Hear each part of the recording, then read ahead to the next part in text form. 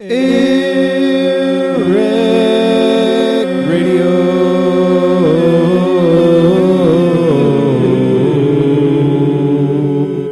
Oh, it's so awful. You're going to love it.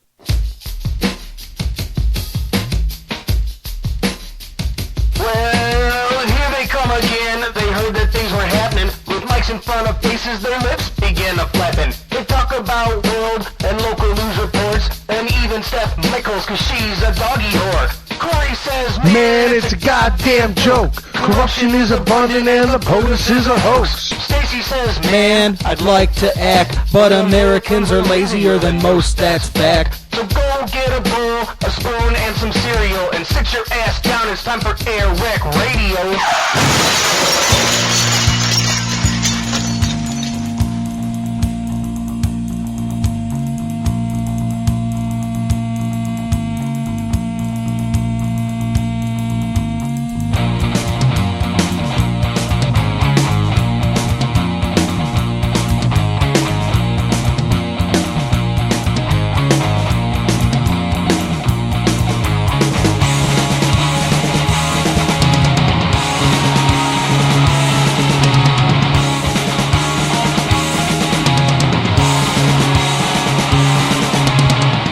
It is the second day of September.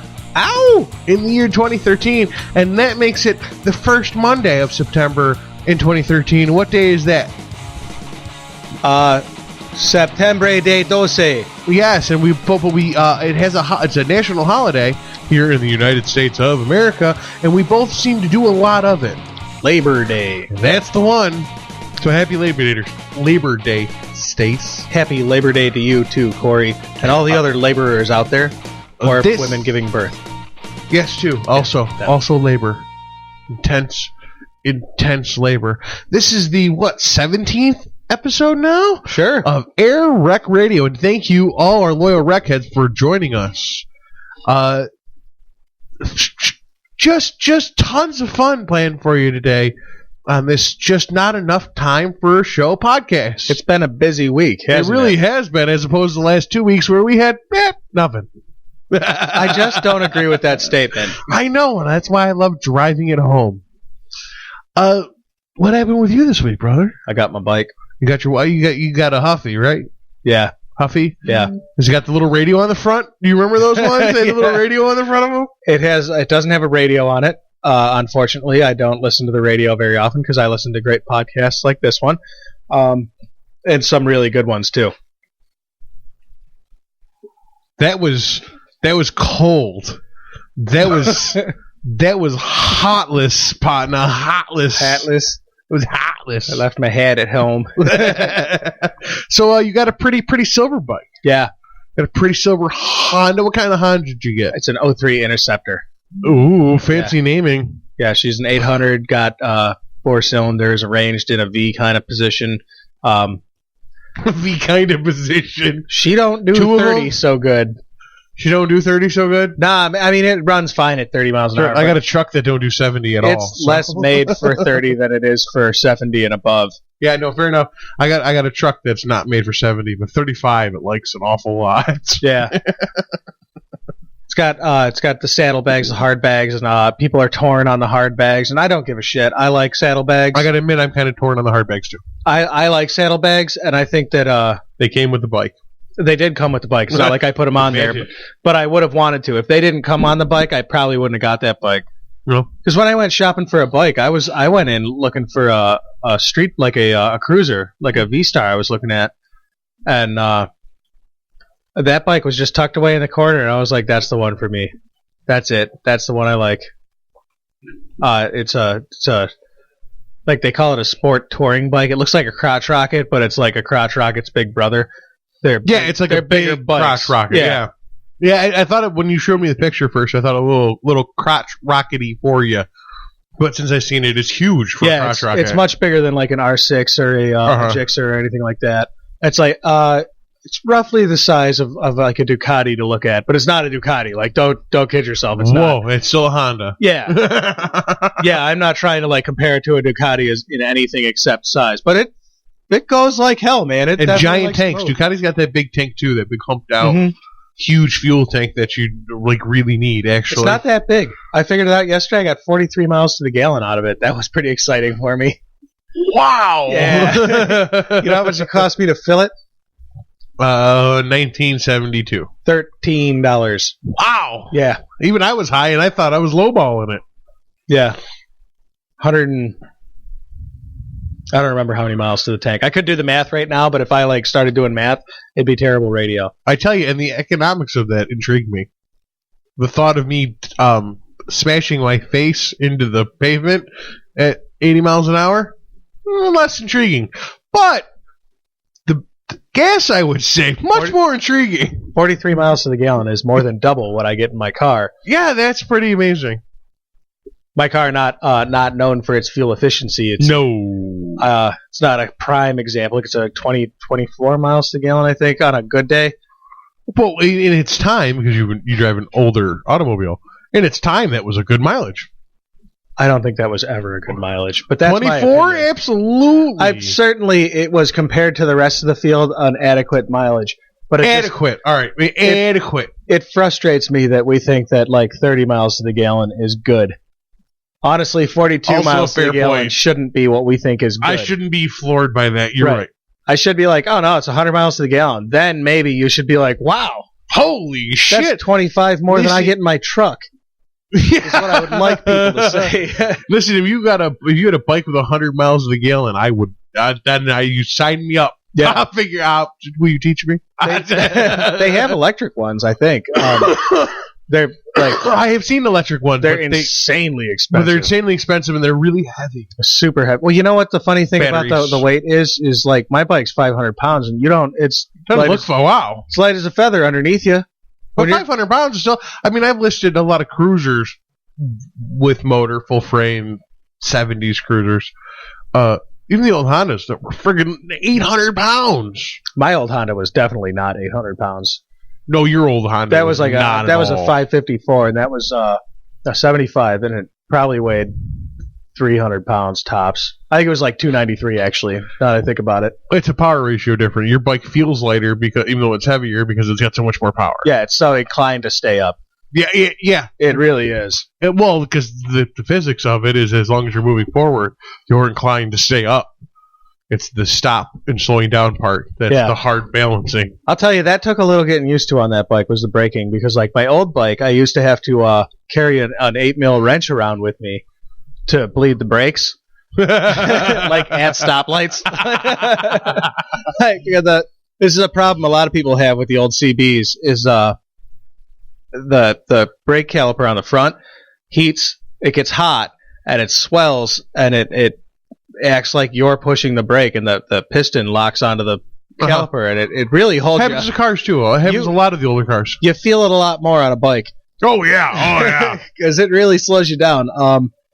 As opposed to a car that just kind of pulls you to one direction. So, like the good news about a CB is if you have an arm span similar to mine, you can still be in the seat at a stoplight, reach down and bleed the brake real quick, you and just release open the bleeder piston and screw it, and just unscrew it and screw it back.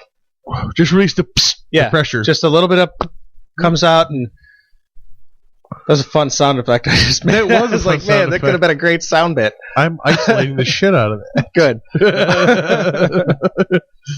And you just twist it. That was fun. And then it goes down the road for a little while longer. But this bike doesn't have that problem. I don't want to say that I don't know anything about bikes, but I don't, because mechanically I understand how they work. Right. I just don't know brands and models and all of that. But she's pretty. She is pretty. She's pretty. Yeah. It's a pretty bike, man. I'm pretty happy with the bike I got. So what else happened this week? Because I know it wasn't just getting a bike for me. Yeah, well, I forgot exactly what I was supposed to do here. That thing that we went and did yesterday. Oh yeah, those guys. I don't want to talk about those guys. Oh, all right, fuck those guys. Fuck those assholes down at secondprints.com. Anyway, I got a bike, so I'm cool with that. No, I guess since we spent our entire Sunday, or at least what felt like an entire Sunday, Oh, cry about it. I had a good time, and I wasn't even drinking. So did I, and I was drinking, and I had a great time, and I'm just picking on them because I like those guys. We headed down to Second Prince yesterday morning to fuck up somebody else's fucking podcast for a change. We have a good time on their show because they run a comic book show. They mostly review comic books, but every now and then one of their hosts, John, gets one of their hosts, John. He gets a little ranty, and he's definitely like a politically motivated person. I enjoy talking to John a bunch, but he has definitely got his opinions, and I enjoy hearing them. You know what I found? What I enjoyed, I found Dave, the other half of the genius that is Second Prince. I found Dave's little button. Yeah, he's a sports guy. I had no idea, and I was thrilled. That's potentially very well timed for you. Yeah, and actually it is, considering of the debut of Sports Rec. They talk about Checky. Sorry for the distraction, folks. A puppy chasing his tail is the cutest thing you could possibly imagine. Totally like heard it and looked, and there's my dog is chasing his tail. So we're gonna watch that for a minute. Enjoy a 5-minute section of random bullshit from Second Prince podcast.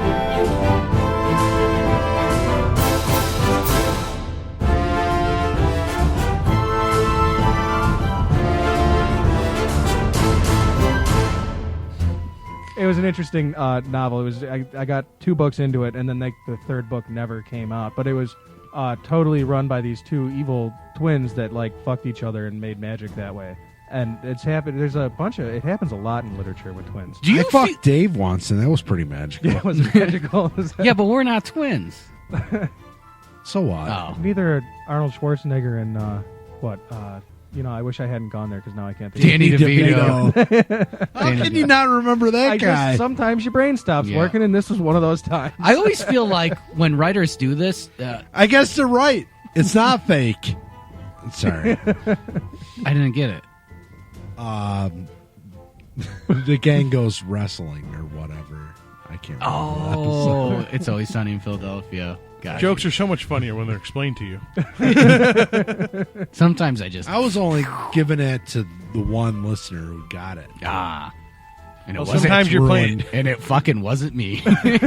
Sometimes you're playing to that listener of one. I always feel like when I read something like that, like twin brother and sister banging, that the writer really had some real problems in life. Yeah. Like, where did they get that from? I was always surprised that the What are twins you in talking Game of about? Thrones didn't bang. What are you talking about? You know that I have some twisted plots like that in our book.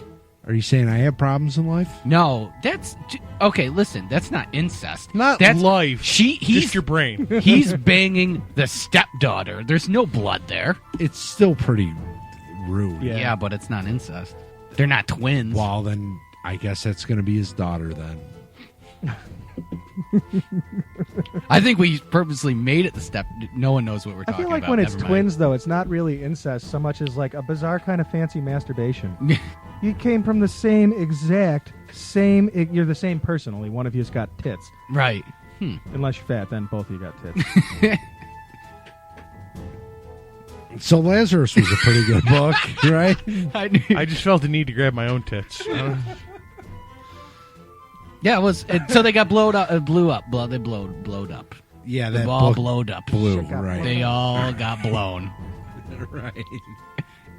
No, I thought Lazarus was pretty good. I liked it. You know what I didn't like? Uncanny. I didn't either. I thought that book sucked cock. Right. Well, I kind of liked it because it was better than the first 2 issues, because the first 2 issues had the exact same plot. I am confidently saying every issue of this book makes me like it less and less.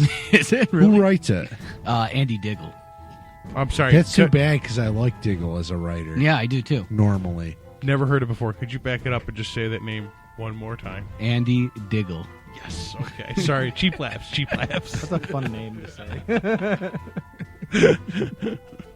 Dude, the Deacon Styles guy who's explaining everything to Weaver, didn't he look like Broyles from Fringe? Yes. Yeah. Okay. That silence will be taken out, but yes. Or will it? Yeah. I let the computer decide when there's silence. Yeah. I don't. You just chunky I like don't silence look out, at don't that. Yeah. It's too much work. So he explains everything to Weaver, like how some dude is collecting actives or whatever, which are called, the people that have powers are called actives, and they're trying to weaponize these dudes that have powers. That's so, like, we've seen this story so many times. It's not that interesting. There's only so many stories. I mean, they I gotta, know. you I know. The superhero theme is kind of played out. It's Yes. it's kind of on repeat a little bit. I think with this book, Really? Because Demo did a good job. I think with I this think- book, I thought it was going to be more crime based, and now it's more superhero based. Like, I thought it was just going to be some dude that has the power to steal people's abilities, and it was his story about how he was stealing shit or using it for his benefit. I didn't think it was going to be this whole collection of heroes that were going to come together, or people with powers that are going to come together, and the government's evil and they're trying to exploit these people. It's like I've read this so many times before. Maybe it'll change, man. Maybe it'll turn. I mean, we really don't Yeah. know. I mean, you're right. It's just that, like, when you read stuff and you kind of see where it's going, this doesn't look bright. No. You know? What do you think of...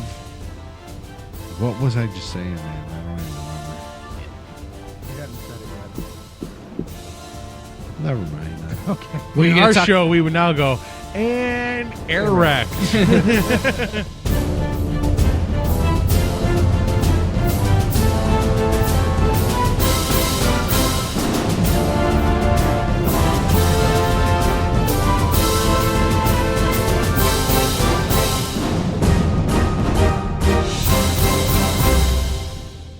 My God, is that just the cutest puppy you have ever seen?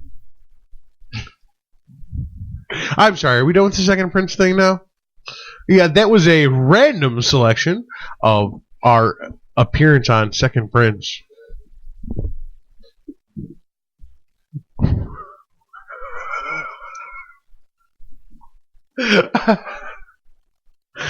I love you, Stacey. Thank you. You're welcome. Thank you so much. You're welcome. You've begged me to take us out of a news story, and then I've done it, and then you've failed to carry me when I ran out of words on a news story, so you're welcome for leaving you on your very own little private air wreck. No, I don't care about.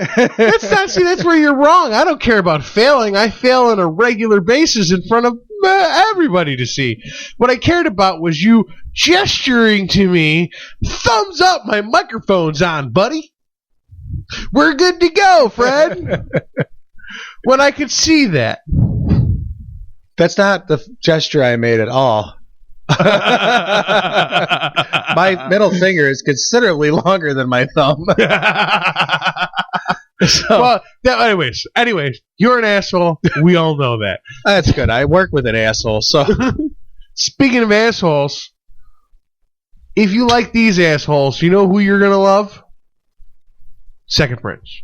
Probably. You probably. Unless you hate comic books. And then you're an asswipe Then anyways. you're probably not going to like their show very much at all. But if you have any interest in comic books at all, they're a good show to listen to. They're entertaining. They get a little political now and again. They definitely are funny to listen. They keep me listening. Listen, do me a favor as a listener. If you're going to check them out, check out 3 episodes. Yeah. Don't check out 1 and quit it. Check out 3 episodes.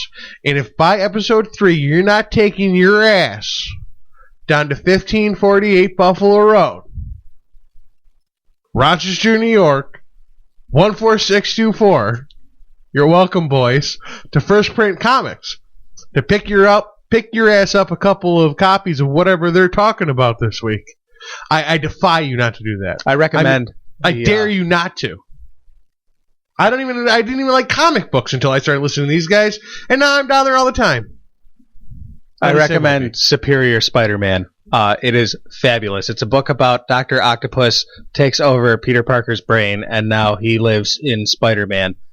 And now Dr. Octopus is Spider-Man, and it is terrifically well written. Boom! Yeah. Mind blown, sir. But if comic books aren't your thing, that's not going to be your thing either. Just saying. I guess that is a fairly obvious statement. It's a terrific read. Words that don't exist. Very good. I don't know. You had I want you to do me a favor. me? Yes, you. What can I do for you? You could do what Stacy does. I need a segue. Have you heard about this new chick that plays acoustic guitar and sings rock songs? I hadn't, but then Corey made me, and now I really like it. So now we're going to play one of her songs in the hopes that someday she'll come on our show. I heard a couple of them. I haven't heard this one yet. What are we playing? I'm going to come into cover Under the Bridge by the Red Hot Chili Peppers. Ooh. This is the first song I heard by them, and I heard it on another radio show. Actually, not another. A radio show that's not a podcast. Right. And I fell in love with it. I thought it was a great thing, and they talked about how good looking she was. She is pretty good looking. And then I checked it out, and then I was like, but if you close your eyes, she's also a very good guitarist and singer. So check her out. Her name is Jess Greenberg, and she's a viral sensation on YouTube. Check her out on YouTube, or coming up later, AirWreckRadio.com.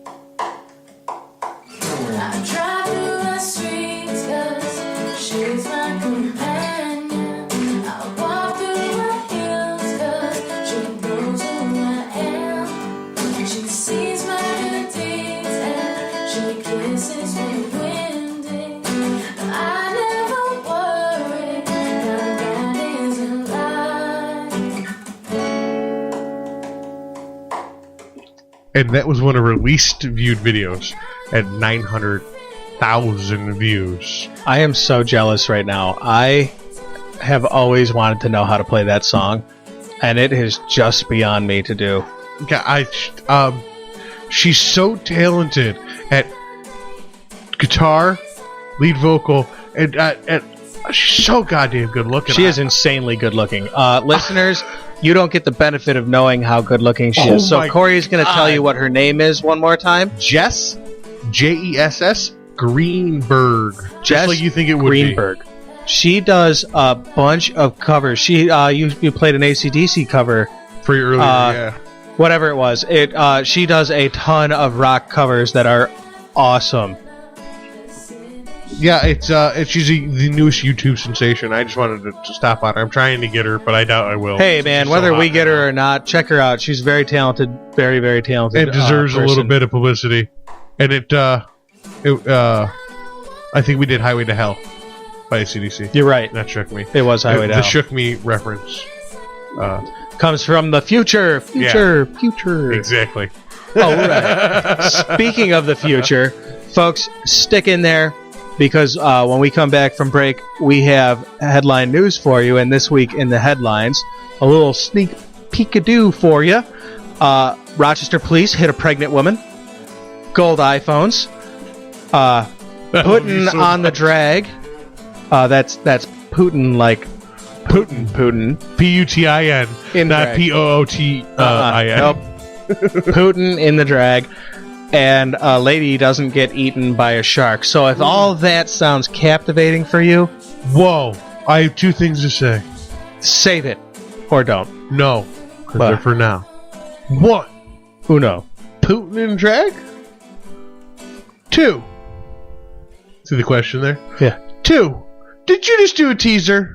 I think I might have. Oh my God. Oh my goodness. We are getting so professional here. It's like a couple of professionals doing this shit these days. See it.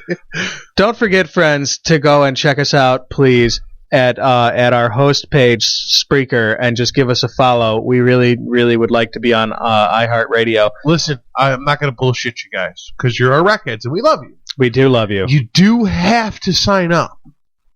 But the good news is there's a big blue button that says sign in using Facebook. Yeah. And if you're already signed in with your Facebook, as everybody is, And it's easy to say that you don't want it to do things on your Facebook. yeah, you just say click sign in with Facebook. Don't allow clearances, but you're still signed in. Then you're still signed in with your Facebook. It's super easy to do. And then you're following AirWreckRadio, and you're getting us national Just give us the publicity. follow. You never, ever have to use Spreaker again. Or you can continue to do Spreaker if you feel like having questionable tastes. Yeah, that's a fair statement. I will smash them until I'm either on iHeartRadio or they give me my shit back. Yeah, One of the two. ratings or radio. One of the two. Or both. Both would be better. So there's a little sneak peek for you on headline news. There's a little begging for you. Thanks for hanging in there. Hang in there some more. Here's some music for you. Do you really think it matters to me when I'm stuck here all alone? I'm being trapped by those lies that you made. You seeing that there is no way out.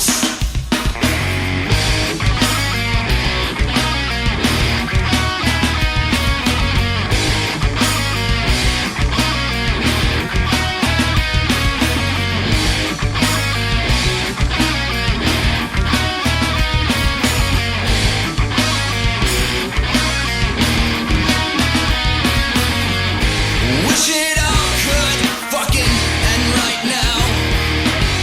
You're seeing your memories turn to dust, knowing that time has given up on you. As the seeds true, it's true. It's time to see what you've done to me. So close your eyes and hope to God I never see the light again.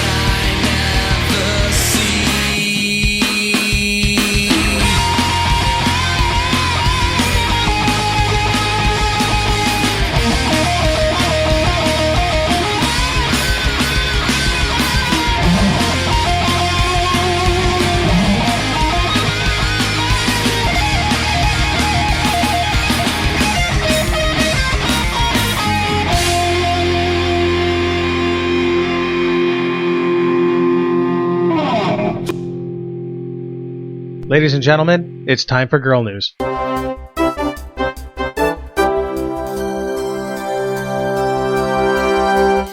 Tonight in Girl News. Orange is the new black is why the girls aren't doing girl news tonight. That was girl news. Thanks for joining us.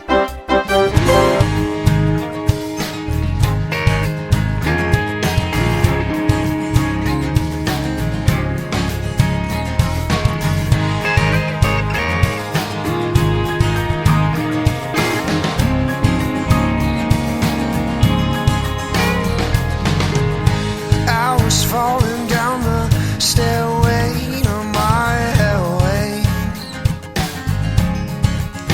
but then you know that I see your smiling face and all is well. You know that I'll wait for you for all of my life, because the clouds are falling and rain down with no sunshine, but I walk away from myself, baby, I do it all for you. And if I had it all the time to say that I love you. Welcome back to the show, folks. Thanks always for listening to the show. It's time for my favorite bit, Headline News. Headline News. Today in the headlines, I think we're going to start with your story first. What do you think? Brilliancy, sir. Brilliant. A lady doesn't get eaten by a shark. Why don't you tell us about it? All right, a lady didn't get eaten by a shark. Terrific. Next news story. Come on, now there's a little bit of meat and potatoes. There's no meat for that. No, absolutely, there is meat. No meat for the sharks. Exactly. Yeah. Because she didn't get her ass eaten. Hold on one second. This lady has tried this several times. Tried what? Swimming. It's difficult for some. Yes. Especially when you do it from the Florida Keys to Cuba. That's got to be some amount of miles that I don't know off the top of my head. 110. Terrific. She's been trying to get this done. By the way, she's 64 years old. She's been trying to get this done since for the last 35 years or so. Wow. And she finally got it done. She swam it, and she walked onto the beach from the water in Cuba without her passport. She was immediately arrested by the Cuban police. No, that part's true. That's not true. That's not true. It wouldn't surprise me if that was true. No, all. she the only reason it's a news story, she's tried several times, and every time something falls into her way. One time it was a hurricane. A hurricane fell in her way. Well, you know. All right. One time it was a squadron of jellyfish. I say squadron because they're pricks. If it was like, they're passive fish, it'd be a school. But they're pricks and they hurt, so they're squadrons. Yeah. I like that. I don't know. That's just me. Sharks. And, of course, that good old undertow of the Gulf Stream. Yeah. That's, 110 miles is no joke to swim. Yeah, no. I mean, there's she's followed by kayakers.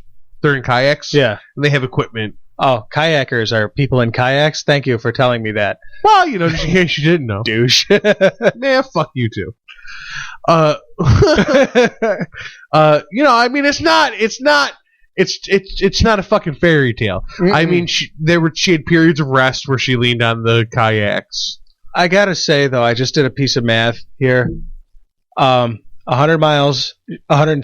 You said she swam, right? Yes, 110 miles across the Gulf, and it took her 35 years to do this. That is 0.31811818 continuing miles per year. That's not a very fast pace. I'm pretty sure most snails could swim it faster than that. First off, snails don't swim; they drown. Second of all, you literally they have underwater snails, douche. How do they don't drown? Well, they don't swim either, but they don't drown. Think they swim. But What a fucking literal douche you had to be. Yeah, she started 35 years ago. Yeah. 110 miles. Not a very great achievement. How long did it actually take her to do it? Like the time she managed to do it, do you know? 53 hours. God damn. 53 hours in the ocean.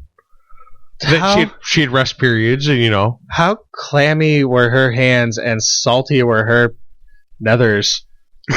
Lips. God. Salty vagina. That's a lot of salt. That's a lot of salt in one's said vajayjay. So, does this anonymous vajayjay holder have a name? Oh, wow.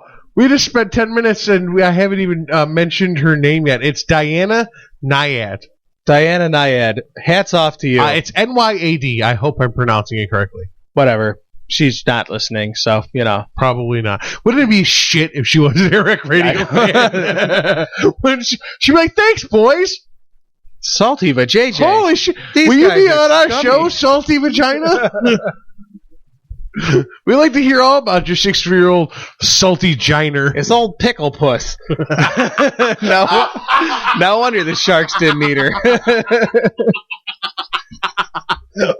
After 52 hours in the ocean, you wouldn't eat her either. Oh my god, what an asswipe you are. It's actually vinegar. You can't pickle anything in salt. Pickle bush. So that's my bullshit humanitarian story for the week. So from pickles to Putin. Putin, like in your pants? Nope. I've been doing Putin. that all day. I've been eating bean quesadillas. The Russian Putin. Putin in drag. Yeah, in You said drag. something about drag? What's that? You said something about drag. Yeah. Which is, as I remember, hold on, maybe I'm wrong. Maybe you can educate me. Probably can. Isn't drag dressing up in the opposite gender's clothing? Yes. It is. Don't most people consider that some kind of alternative lifestyle? Yes, they do. I think almost everybody considers it an alternative lifestyle. I'm sorry, carry on. I just wanted to make sure that I was right on those two things. Carry on with your news story, sir. I think the next step from there is isn't it kind of gay? Which is very illegal I was in trying Russia. to not be. You're right. Isn't it kind of faggy? Just saying. Well, it's definitely kind of gay. I mean, Gay is happy. certainly there are some straight people that are also cross-dressers or Listen, if you've transgender. got enough money, I will put on a skirt for you. I don't have enough money, and even if I did, I'd pay you not to. All right, I'm putting a skirt on. Just leave that skirt on the floor. You ain't gonna need it. Ooh. Oh god, that's very good. That's very good. You're welcome. So, Vladimir Putin did not actually dress in drag. All right, damn, I was getting my hopes up. I know. That's why I wrote it the way I did. In actuality, an artist named Konstantin Altunin. Constantine? Not that Constantine. Oh, okay. Konstantin Altunin, I'm sorry, has reportedly fled Russia after authorities It's a confiscated. good idea. Yeah, several of his paintings and shut down an art exhibit that was critical of President Vladimir Putin. You know how much I like this guy? A whole bunch. Paintings. Yeah, Paintings, but not Photoshop. Paintings. This painting. dude, Yeah, no, these are like, oil paints. forever, man. I mean, they'll be preserved in a museum somewhere. They might be watercolors, some of them. I don't know. Paint my numbers. But I don't think they're that. I don't think they're that, but I hope they will be soon so that I can buy one and paint it myself. The pictures depict Russian President Vladimir Putin and Prime Minister Dmitry Medvedev. There's Russian names, sometimes very difficult to say. The paintings show the Prime Minister and President of Russia embracing and wearing women's undergarments. Not just that, but Medvedev has bosoms. Not just any bosoms, nice bosoms. And he's wearing a nice two-piece bathing suit while Vladimir Putin is doing his hair in a dress. Now, to remind you, it's very illegal to be or support homosexuality in Russia, or produce any kind of propaganda or in its produce favor. propaganda, or operate in the favor of equal civil liberties for all. But they call it, promoting the homosexual threat or whatever they call it in Russian. How did this guy? What do you call it? Homophobia. Yeah, that's what it is. I want to know how this guy even got this art into a gallery to have an exhibit? Like, hats off to him, but I hope but like, why isn't the gallery guy in trouble? He probably is. He's probably already dead. That sounds like a Windows noise. That's bad news, man. My battery's dying. Well, folks, what you just experienced is what we in the industry like to call a technical difficulty. And we call it that because technically, the shit is difficult. I love that line. That was the noise of Windows telling you to go fuck yourself. It was. But unfortunately for Windows telling me to go fuck myself, Windows can go fuck itself. I have several computers lying around. A quick email, a little copy and paste, and we're back in action. Some post edit and a little clicky, and you would, if we didn't decide to tell you, you wouldn't even know. You would have no idea. Yeah. Pay no attention to the man behind the internet curtain. Internet hosting site curtain podcasty thingy. I was going to come up with a fancier word for that, but I realized like halfway into it that I couldn't say what I was saying and think at the same time. So that was your second technical difficulty of this 2 minutes. So before Windows went to insert its penis into your anal cavity. I don't think that happened. I think my computer just died. It tried. That's what Windows has tried. I heard it made the I'm going to insert my penis into your anal cavity noise that I've heard Windows make. If something dying is what you think of when you think of anal sex, sir, yes, you need to seek psychiatric help. Seriously, there's something wrong there. We were Just talking now about you're getting there's something wrong with me. Well, fair enough. We were talking about the artist that had painted up Putin and the other guy whose name is hard to say. Dmitry Medvedev. I don't know, some Rusky fuck name with big titties. Yeah, he's got some big titties. He does have some big boobs. He got painted with those boobs, and now that artist is on the lam because Russia sucks at civil liberties.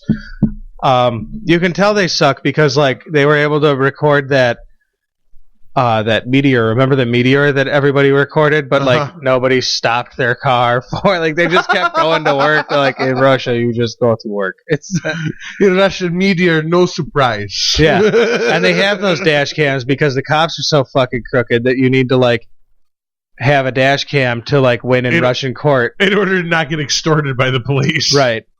So I mean, just remember when Russia's calling us out. Take a good look at for their Russia. Civil liberty infringements. Yeah, just take a good look over there. I think we're gonna move on to the gold iPhone. Mm-hmm. Okay. You yourself, you hate. I think is a fair word to use. The idea of a golden iPhone. I hate to every bit of research I've done.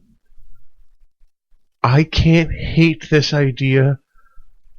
Even more. I mean, even counter arguments I've received have made me hate this idea even more.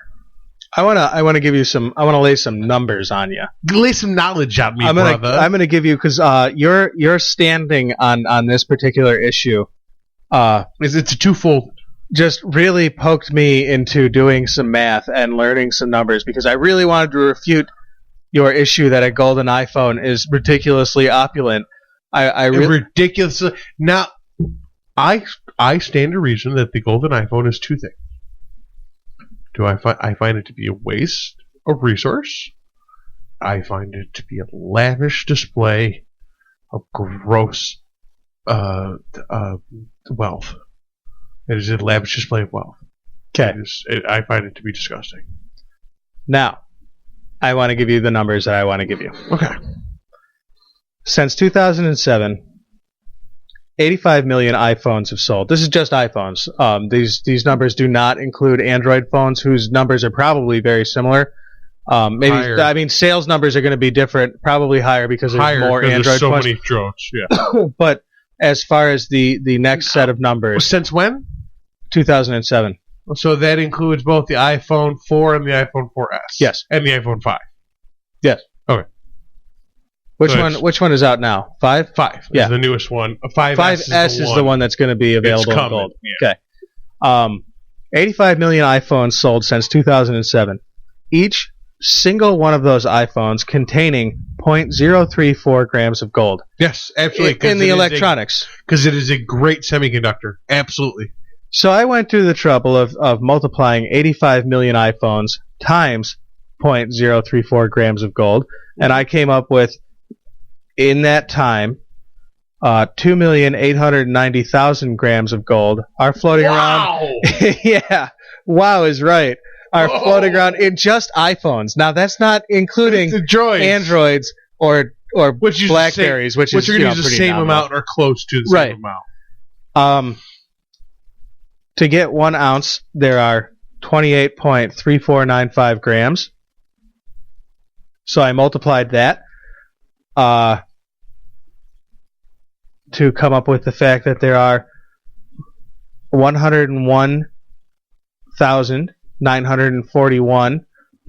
101,941.8332 ounces of gold. We'll call it 102,000 ounces of gold in Wow. iPhones out in the world right now. All right, Jason, I know you pulled this number, and I don't want to fuck up your math, but how much is gold worth per ounce? That's the next number, as a matter of fact. It's funny you should ask. The next number I knew you pulled it. I knew in this you did. equation is that the price of gold today In is, U.S. dollars. yes, in U.S. dollars, is $1,391.70 For 1 ounce. for 1 ounce. 1 ounce of a So heavy metal. we Mineral. multiply the amount of gold floating around in iPhones these days, which is 102,000 ounces, Mhm.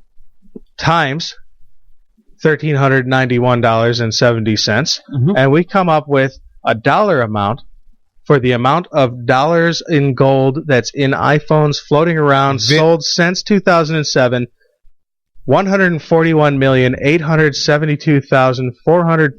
$141,872,449.20. Hold on. Okay. Whoa.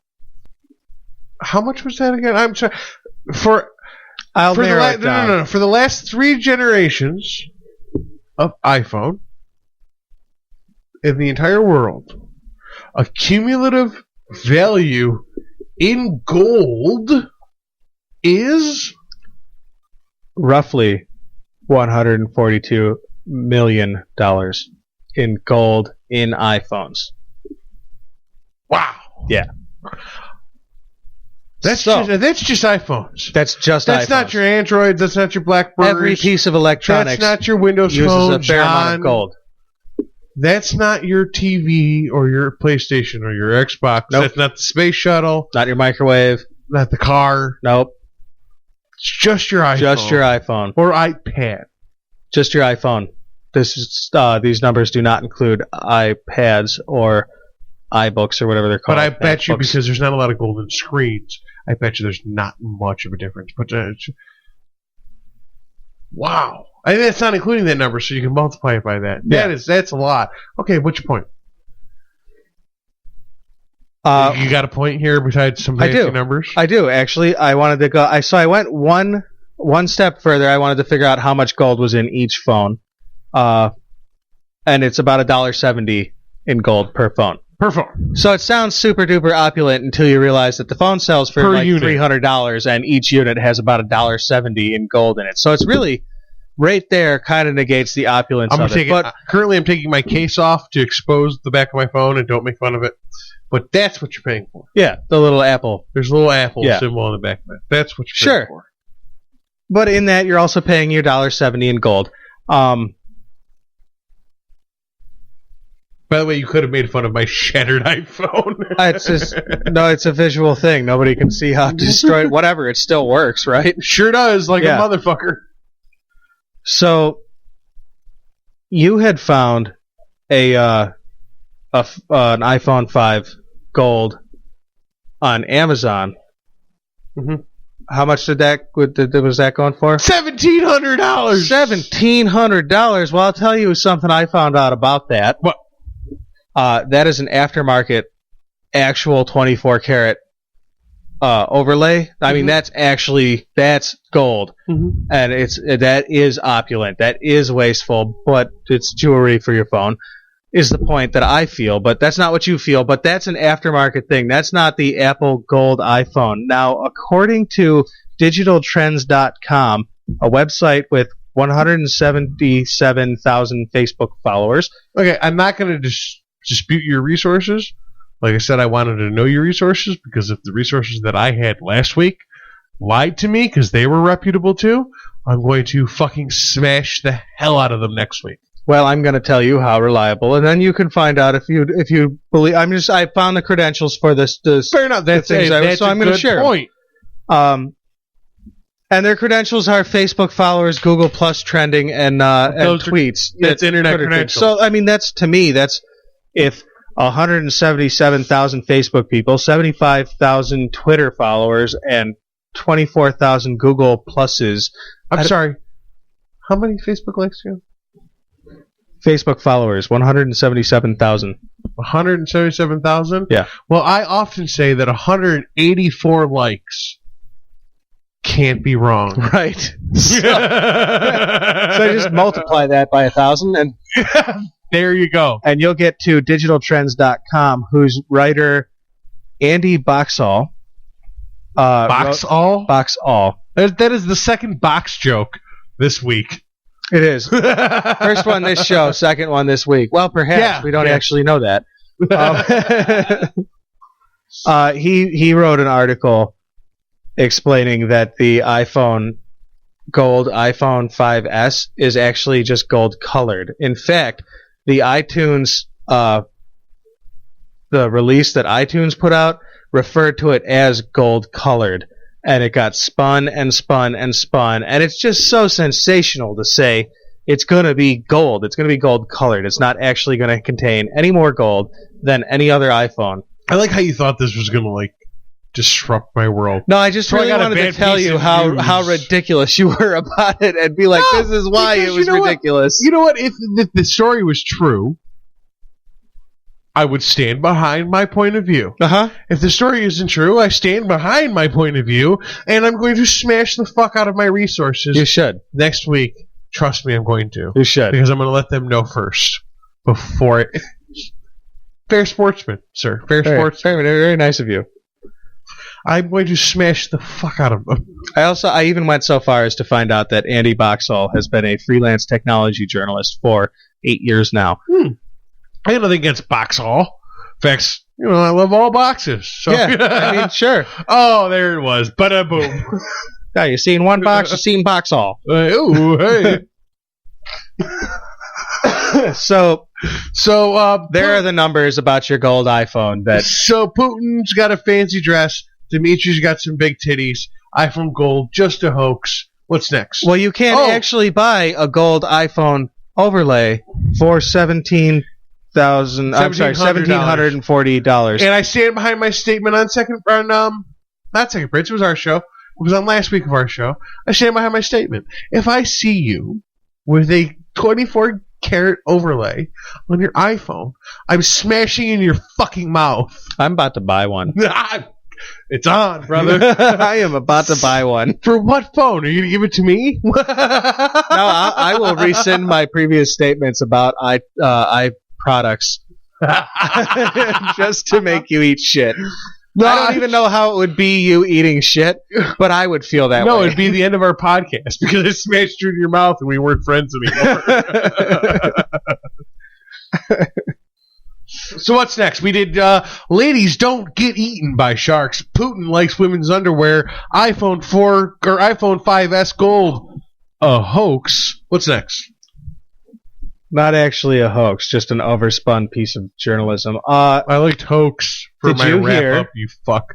Did you hear that the Rochester Police Department brutally assaulted a pregnant woman? That's all I fucking heard. She wasn't doing anything wrong. She was just minding her business, sitting on her stoop, and 7 white cops assaulted her, even though she said, I was pregnant. Oh, hell nah! This story pisses me off. To no end. Oh my gosh. I hate agreeing with you because you're the fuck that you are. But this, folks, if you haven't heard the story. Oh my god. The police were called to a fight. It was like a semi-domestic disturbance. There was a lot of people fighting. There was like 6 people fighting. Whether or not this pregnant woman was one of them, I don't know. We're getting started. I suspect so. So the police. I expect so. Police show up at this fight, and they are trying to maintain order. And this woman, who's pregnant, threatens a cop with pepper spray, and the cops. You can't. I'm sorry. I Go ahead. I gotta play you back. Go ahead. That's fine. Threaten the case. Threaten the police. Threaten the police. The 5-0, motherfucker. The 5-0 with a can of an unknown substance. I don't care if she identified it as pepper spray or not. As far as I'm concerned, when you're pointing that at me, I think the point is that's an unknown substance. The cops recognize that it was pepper spray. I don't care. But it is an unknown substance, and even if it isn't, even if it's only pepper spray, that's it's right. Pepper spray.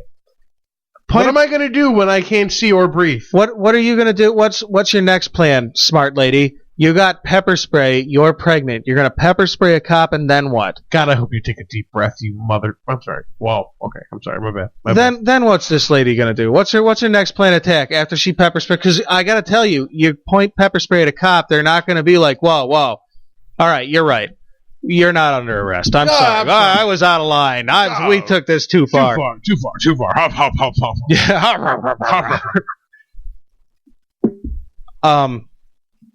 So the police then physically had to manhandle her into handcuffs because she resisted. Man, whoop that bitch's ass like she needed. No, I think an ass whooping would have been more to the face. This was a back of the head punch, which is meant. I like the way you say that. I really do. It's meant to disorient you. It really is. You're going to lose your balance. Somebody punches you in the back of the head, you're going to fall over. But you will not lose consciousness. Right. Guaranteed. From punch to the back of the head. You're going to lose your balance, but you will not lose consciousness. Well, the right punch will do you. But I mean, okay, if I punch a 100-pound girl in the back of her head, it's going to end that conversation. Yeah. Douche. Happy donkey punch. Who's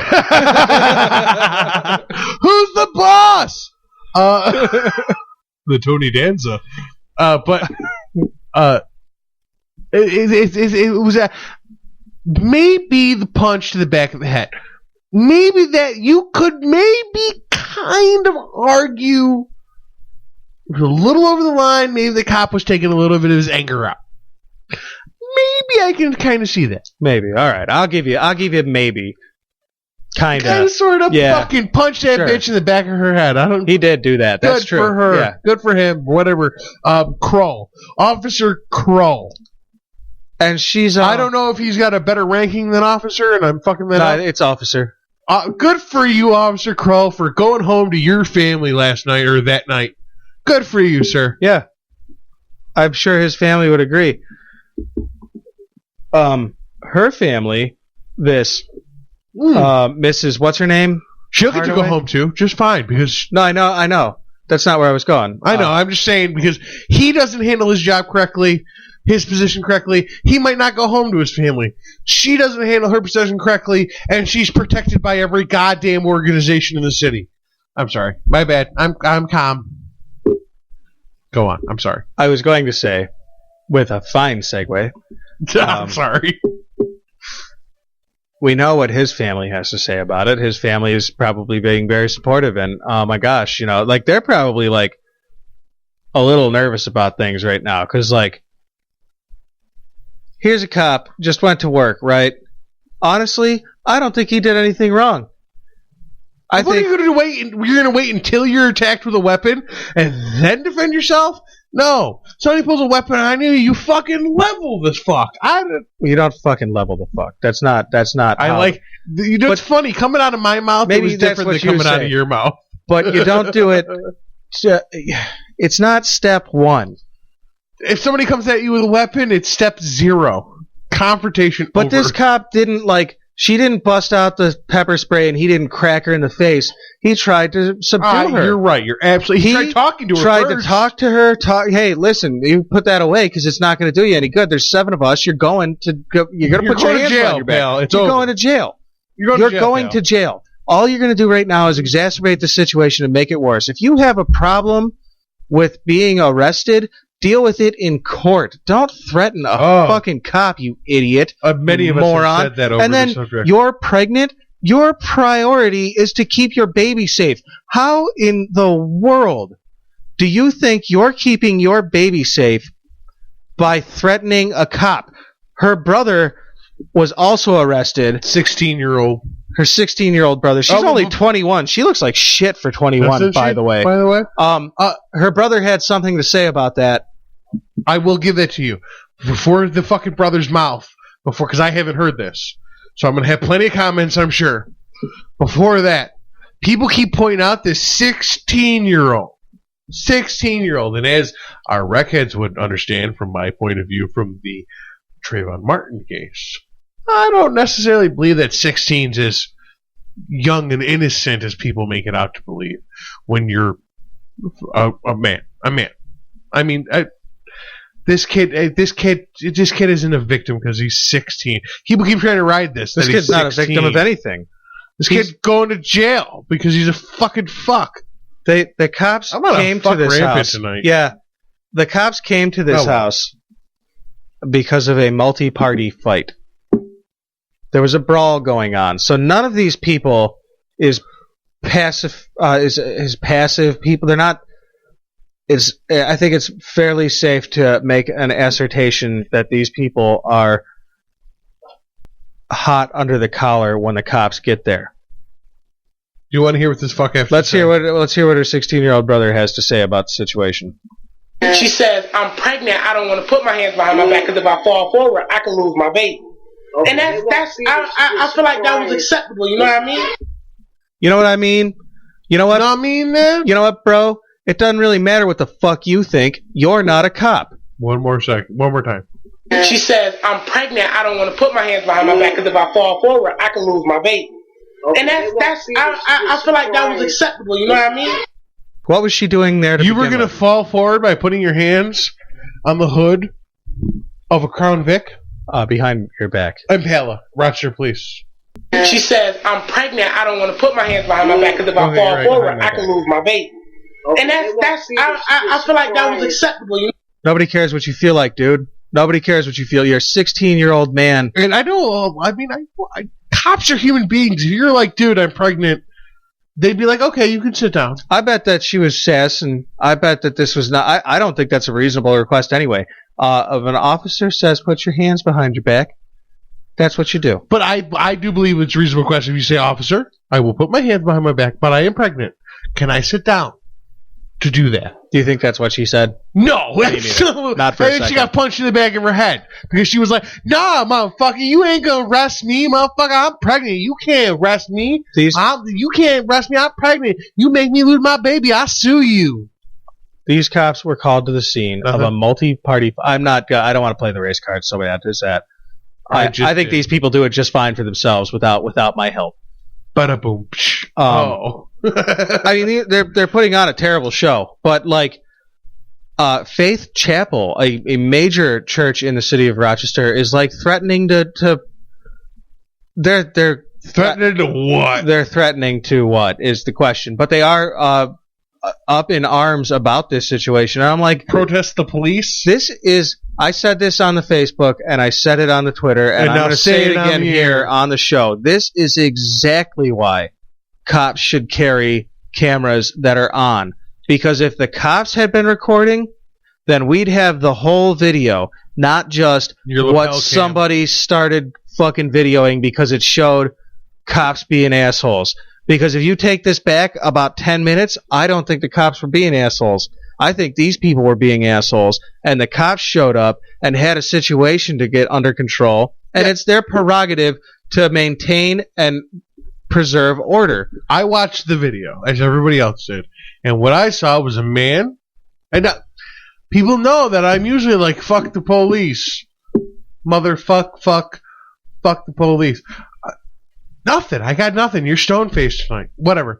You didn't say anything. You just said fuck a lot. What am I supposed to be like? Well said. Well spoken, sir. Yes, sir. Yes, sir. Yes, sir. Good English. Good English on you. But what I watched was a man reacting to a situation as just about any man would do.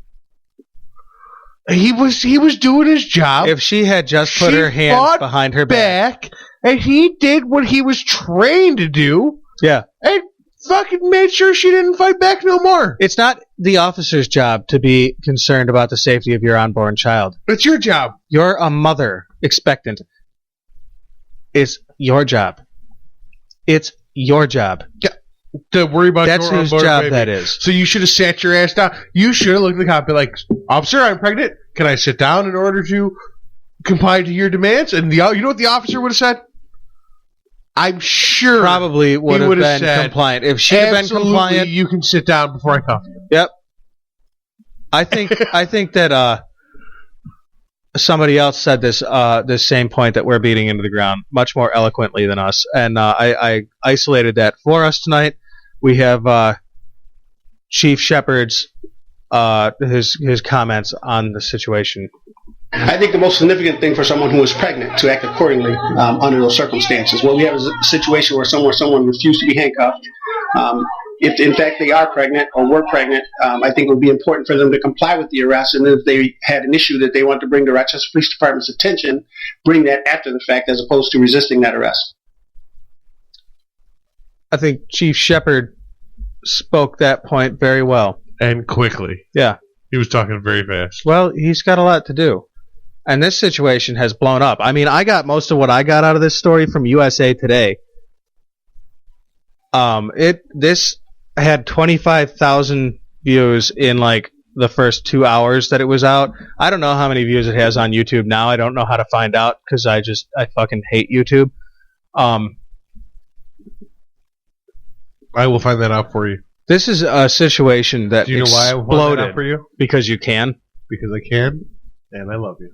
Aww. This is a situation that exploded out of control. Exploded out of control because the ignorant masses see a video and they think that's the whole story. Because when you're presented with a video, really that is the whole story. The whole story here is that the cops were there for a reason. The cops don't just punch you in the back of the head if you're pregnant. That's not protocol. Oh, you're pregnant? Well, turn around. We'll give you your free punch to the back of the head. 26,133 views. There's an extra 3 in there if you were paying attention. I guess I must have, my 25,000 was a little more recent than I thought it was. Yeah, 26,133 views. But there's multiple videos, too.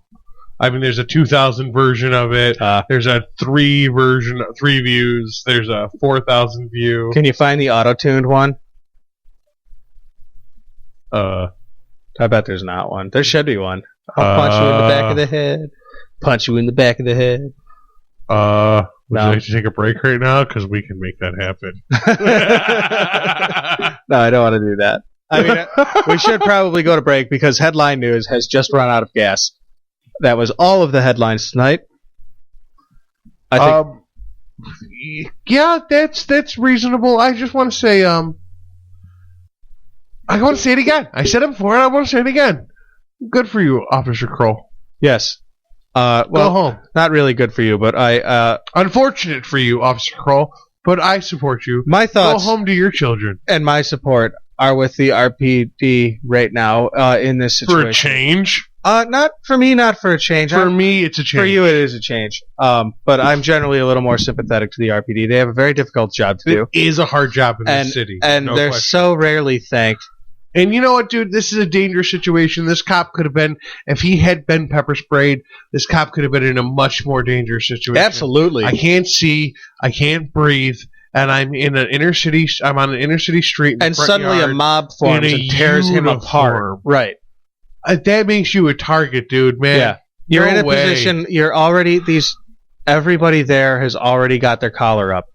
Yeah. Everybody there is ready to go because they were already going when the cops got there. Yeah, they were already going. That's why the cops were there, because they Right. already started. Right. The mob had begun. So the cops show up. They gotta. You know what? We already said all this, folks. You're this right. has been AirWreck Radio. Get on to Spreaker. Give us a follow, please. Please give us a follow. Get on the Facebook, please. Interact with us. The Twitters, please Twitter me at AirWreckRadio. Yes. Also, Twitter me at AWR Stace Ghost. Email us. Where can they do that? You know where the fine place to do that is? I think it's airwreckradio.com. That is a fine place to email us. They can email us right to airwreckradio.com from the contact page at the bottom of every page. They can email us with their address. That's important. If you want me to send you something, you have to tell me where to send it. And what you'd like, because we have options now. Would you like pretty flowers for the last week? Would you like a even prettier sticker? We have stickers. We have business cards. Those Ooh. are nice. You can show them to your friends. Give them to people you don't know and be like, this is what I do. Then you'll get that look that I get when I do that, and it'll make you feel good. And then next month we'll put out another edition and then become trading cards. Yeah. Ooh. That's right. That's a great idea. So, folks, thanks for listening. Have some music. We're going to come back. We're going to have an interview with our friend Al from Wait-sted Desire.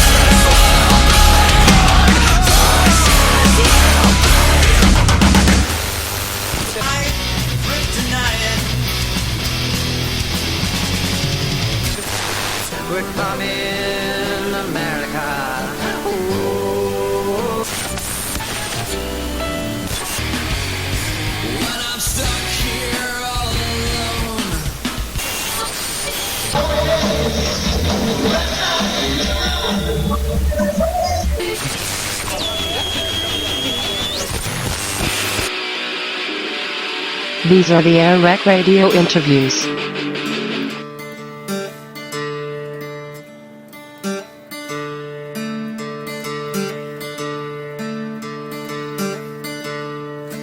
Where are you going with your own face pulling down? Don't hide away like an ocean that you can't see but you can smell and the sound. The waves crash down. I am no Superman. I have no answers for you. I am no hero, oh, that's for sure. But I do know one thing, and that's where you are. It's where I belong. I do know where you go. It's where I wanna be. Where are you going?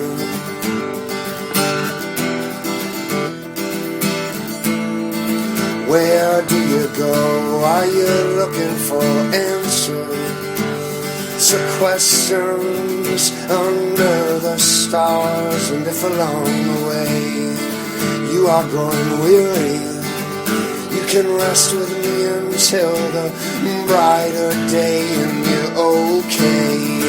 I am no Superman. I have no reason for you. I am no hero, oh, that's for sure.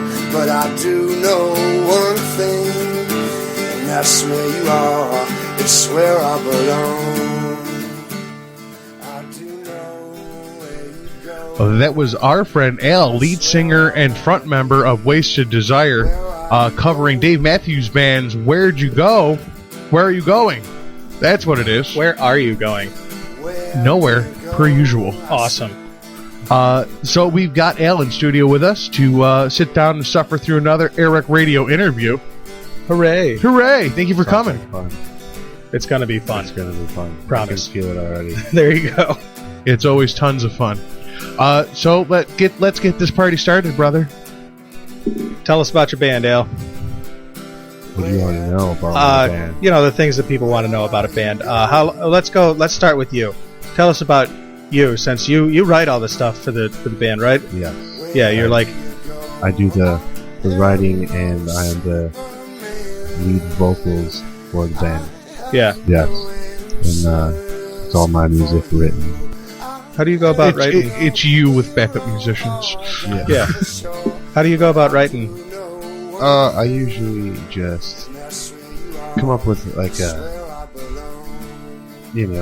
little melody or something in my head, and I generally will write music in my head before I even play it. It's almost placed out before I actually get to the instrumental part of it. So, usually it's just random, like through a time that I'm doing something or remembering a time of life or something along that. When you write, do you write lyrics first and then guitar, or the other way around, or it's just whichever? Yeah, it's usually like I'll have like a it's like a melody of some type of chord structure for guitar that I can hear in my head, and then I'll generally have like a lyric scheme coming up, and then generally work on it. How do you define a muse, sir? As like a shoulder angel with a guitar, right? Isn't that what a muse is? It's generally. I'm starting to try to work on writing with other people, so that you have to write music to something, where the music part is actually already written. So you're just writing lyrics to a chord structure that someone else has made up, which is kind of different and takes me out of my normal box of writing of my own rhythms and sounds. It's a different timing and things like that. It's got to be a pretty substantial difference for you. Yeah, writing with somebody else is, it's just, I can't be in control as much, so it's a nice thing to kind of have people, I guess, criticize instead of saying something sounds good. It's nice to hear people say, what stuff you need to work on, and writing with somebody else helps you do the things that you need to write with somebody else. Constructive input. Right, exactly. I've always found that I made a go at being a musician once, and I always found that every time I worked with other people, I got better at it. Yes, it's very true. It's just their influence, and it kind of makes you want to start learning other things, or like I said, doing something in a different way makes the music go further, because eventually you get stuck in a box of writing the way you would by yourself. But that's why playing with other people, or a band, is a fun thing, because it really makes you have to intertwine with their style, so it sounds different than what you would just do by yourself. It's very influential on the way you write things, and playing with new people and things like that. Do you find that you enjoy it with different people, like having other people's creative influence? Do you find that that's an enjoyable process for you, or is it like work? No, I think it's really enjoyable, because like I said, it's nice to want to do something else. You start learning and finding out things like people that can play multiple instruments, where you can have a drummer, whereas my drummer is probably better at guitar than I am. So it's kind of cool to have people to write with that are teaching you as well, because the more you learn with the instrument parts, the more it takes your writing process further, because you have more different kinds of schemes, not the same rhythms. Whereas if you write by yourself, you tend to do the same thing, instead of changing something up or tempo, making something faster, slower. You fall into a rut instead of changing it up and challenging yourself. Right. I might think something sounds good by myself, but then, even like a drummer, you play by yourself and you think something sounds great, and it might sound okay, but then you play with a drummer and they kind of change, the one instrument can change up the tempo or how fast you're playing a song, so it makes it sound like a completely different. And I imagine that works in reverse as well. That sometimes you're like, "This is crap. What am I doing?" And somebody hears it and goes, "What are you doing? It's genius. It's gold. Keep going." It's got to be a two-way street, right? Yeah, It's got to happen too. Oh no, for sure.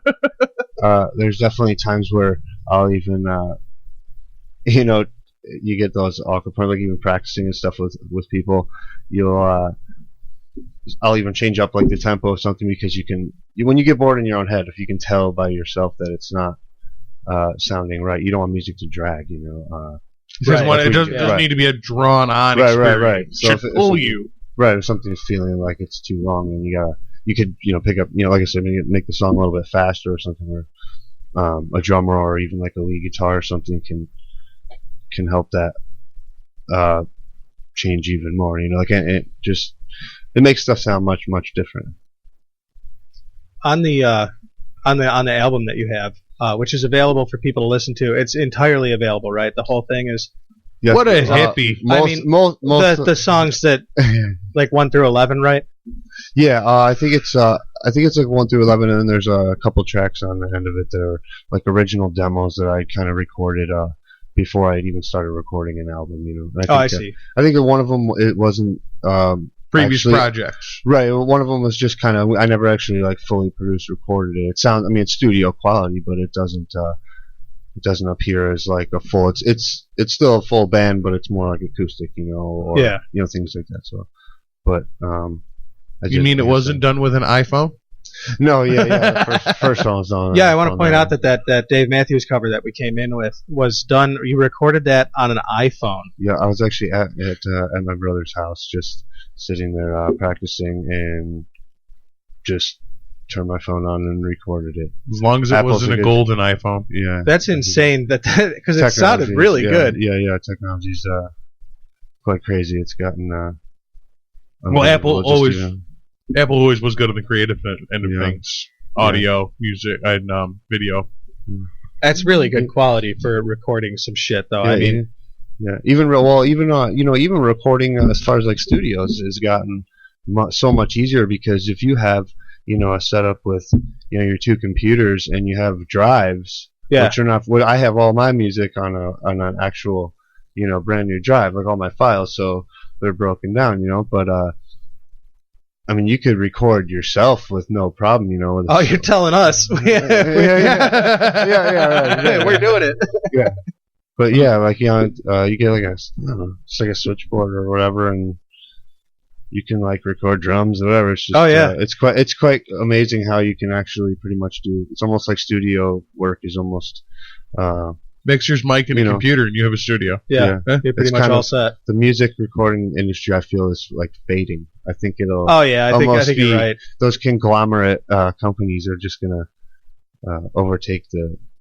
You know, as far as like music recording goes. Yeah. You know, the garage bands will beat out the big guys soon in sound quality. Right, because I mean, most even like SoundCloud, like you know, posting stuff up there, most of that's just homemade recordings. You know? Yeah. Oh, yeah, absolutely. I failed to make that point, and I want to make it so that the people that listen can know where to find your music, because otherwise I'm going to forget. We got wandering. Yeah, absolutely. SoundCloud.com/Wait-sted Desire is where you can find a whole bunch of music by this talented Al. Yeah. We're being nice. We're not being nice. I think he's perfectly talented. I can't. Well, I play guitar. I can't play guitar like that. Jeez. Yeah. He played the album for me. My first thought in my head was, "It sounds like Dave Matthews." Right. Yeah, I get that all the time. How tired of that are you? At first I took it as a compliment. Well, I mean, when I first started playing, my first thought it was a compliment. Well, when I thought it wasn't a negative thing. No, yeah. I mean, it's you know, I guess the only thing is I know it's kind of a good thing to have, I guess, in your back pocket, I guess, instead of it being, you know, there's Dave Matthews cover bands out there like that are almost national ones, and as far as bands go, you know, those guys are pretty tight as far as the music part. You know, they have it right down. Vocalist wise, nothing sounds like nobody really sounds like him. You know, so I think I have definitely more of an influential sound than some of the other guys there, but I think it's more of a good thing to play your own music, but be able to play one of those covers when people are kind of fading out and not paying attention. People like covers. Right, they sure do. It's comfortable. Right. And I think that gives you an advantage because you're better off playing your own music. Right. Because you're not Dave Matthews. Right. You're Al.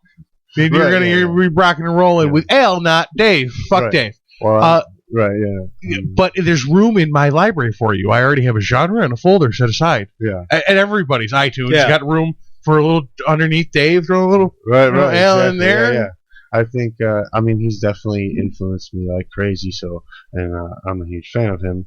So, it's definitely cool because I guess you never think of yourself as being like good, you know, at things being the person doing it, but when somebody says something like that, you sound like Dave. It is. I guess it's kind of an honor for me because I'm such a big fan that I would have never thought people would compare me to. It's got to be gratifying, dude. I honestly, you could probably win like a Dave sound-alike contest with that song. I mean, that's pretty goddamn. If you didn't tell me that wasn't Dave Matthews, I wouldn't have known. Right, and I mean, you know, and like again, you know, that's like on an iPhone. So I mean, I've thought about that. You know, recording a full band version of a Dave song or something would be cool. You don't want to get pigeonholed though. Yeah. I mean, it's like I said. I mean, I think it's definitely a cool thing if you're playing live where you can.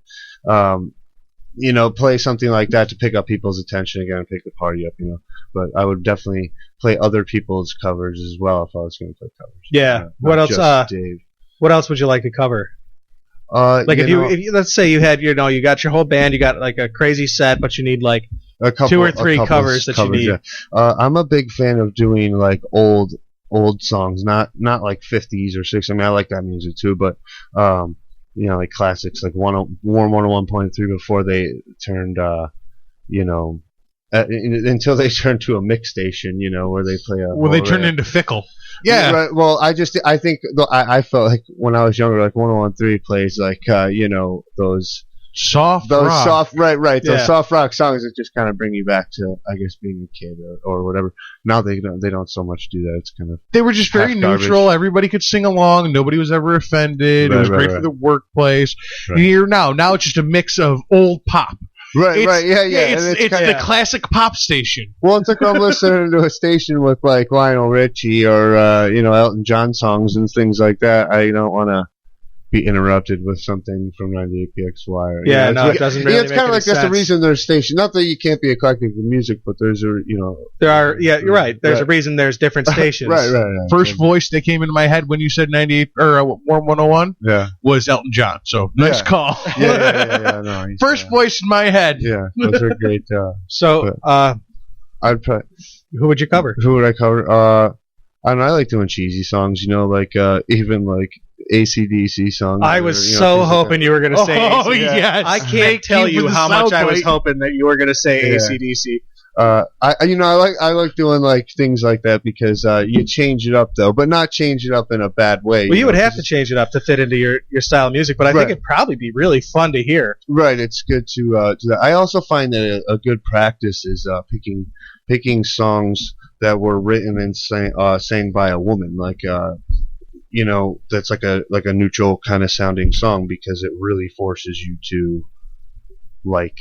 It's much harder to change a song when you have to really change like the pitch or the Right. for vocals and stuff like this. It's a good practice for really. A lot of times people wouldn't even know. It's a good way It to was the make same it your song. own too. Is Right. To like, if you choose somebody with a particular, like AC/DC, Right. for example, has a very particular vocal type that not a lot of people can do. So if you're going to cover an AC/DC song, you either got to nail it or change it. Right. Yeah, exactly. Right. Yeah, you can't. You either do him or don't even try. Yeah, or do try and change it. Yeah, or don't even try. Don't even try. Do you still do the song? But It's funny you say that because I talk about that because there's some people I play with in the past and some people I play with now like the whole sounding of Dave thing. Some people don't.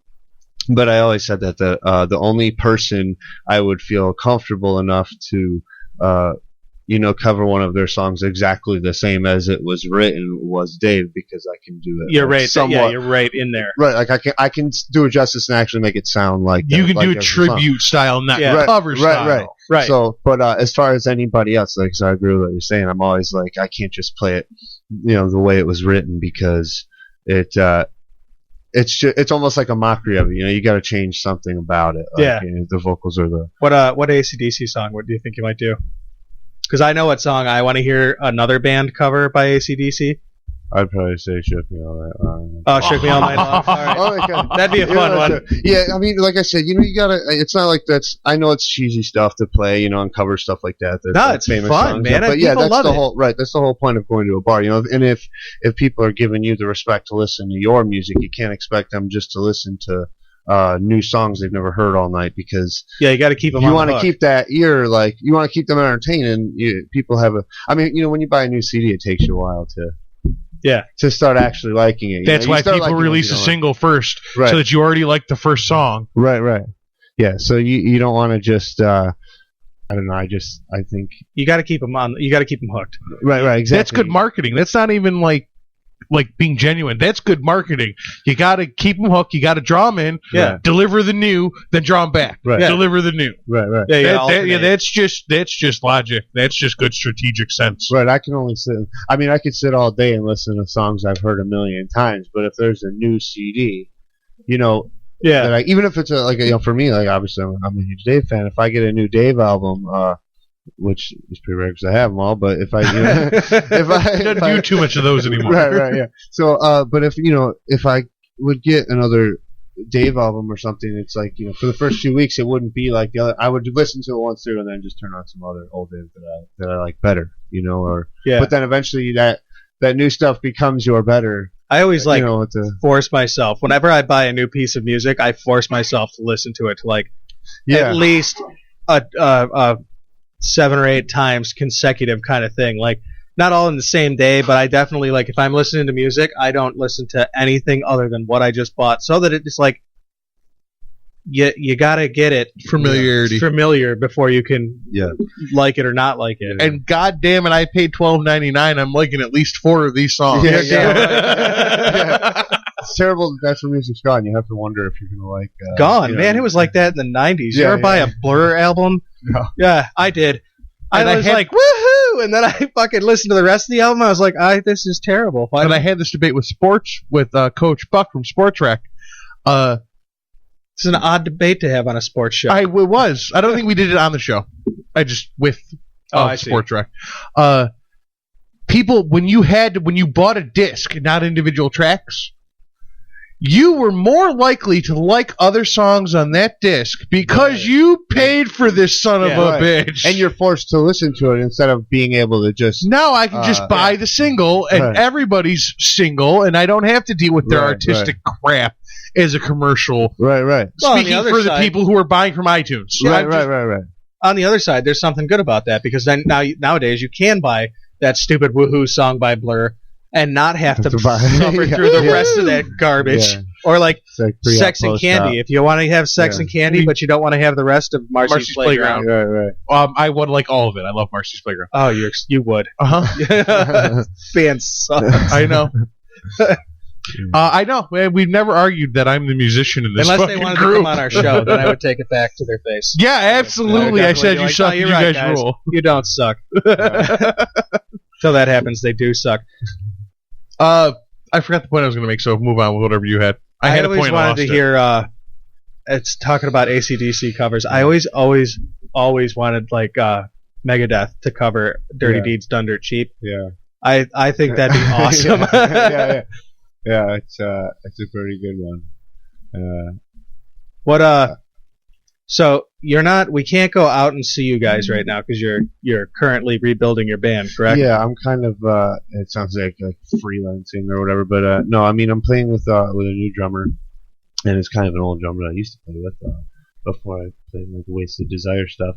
But there's a few people that will probably still play with me out at shows probably this winter or fall, and that would be like my violin player who will most likely play out with us, and I also have a new guitar player and are looking for a bass player, but we will most likely still be playing with bass player from Wait-sted Desire, but I don't know if he is moving right now, so we will find out. But either way, I think it's a good thing to do. As far as playing shows, I don't ever want to, like I said, keep people's attention and stuff. You don't want to just go out and play like a show with all 5 band members at once. It's good to play, a show one night where you have 5 members, and then you do, like the next night do something acoustic with like acoustic drums, a bass player, and a guitar player, and then the next night do just a violin player and a guitar player. This is the kind of music that you could do that with too, because you don't like if your drummer's not there, people will just be like, oh, they don't have a drummer. Right. And I've heard a lot of great sets from bands who are like, I'm sorry, we're without our drummer or we're without our bassist tonight, so we're doing our best. I'm like, no, you guys are rocking and rolling. Leave it alone. It just keeps stuff fresh because that's what as far as spreading. If you want to spread in the live sense of playing out, you have to play differently so that even those people that came and saw you on Monday want to come see you on Wednesday. Right. Whereas if you're just playing a show with 5 people all the time as a full band, you don't really change the songs much. It's like I said earlier when you write kind of weird when you're writing by yourself. If you just play as a 5-piece band all the time, it gets very tight. It's very almost boring in its state. Nothing changes. There's no extra stuff in our jam because I like jam bands, so I like to hear new stuff, right? All the time and keep you into the band. So playing different shows is kind of at least something, and I think it's good practice for just music. You got different tempos. You listen to one song 5 different ways.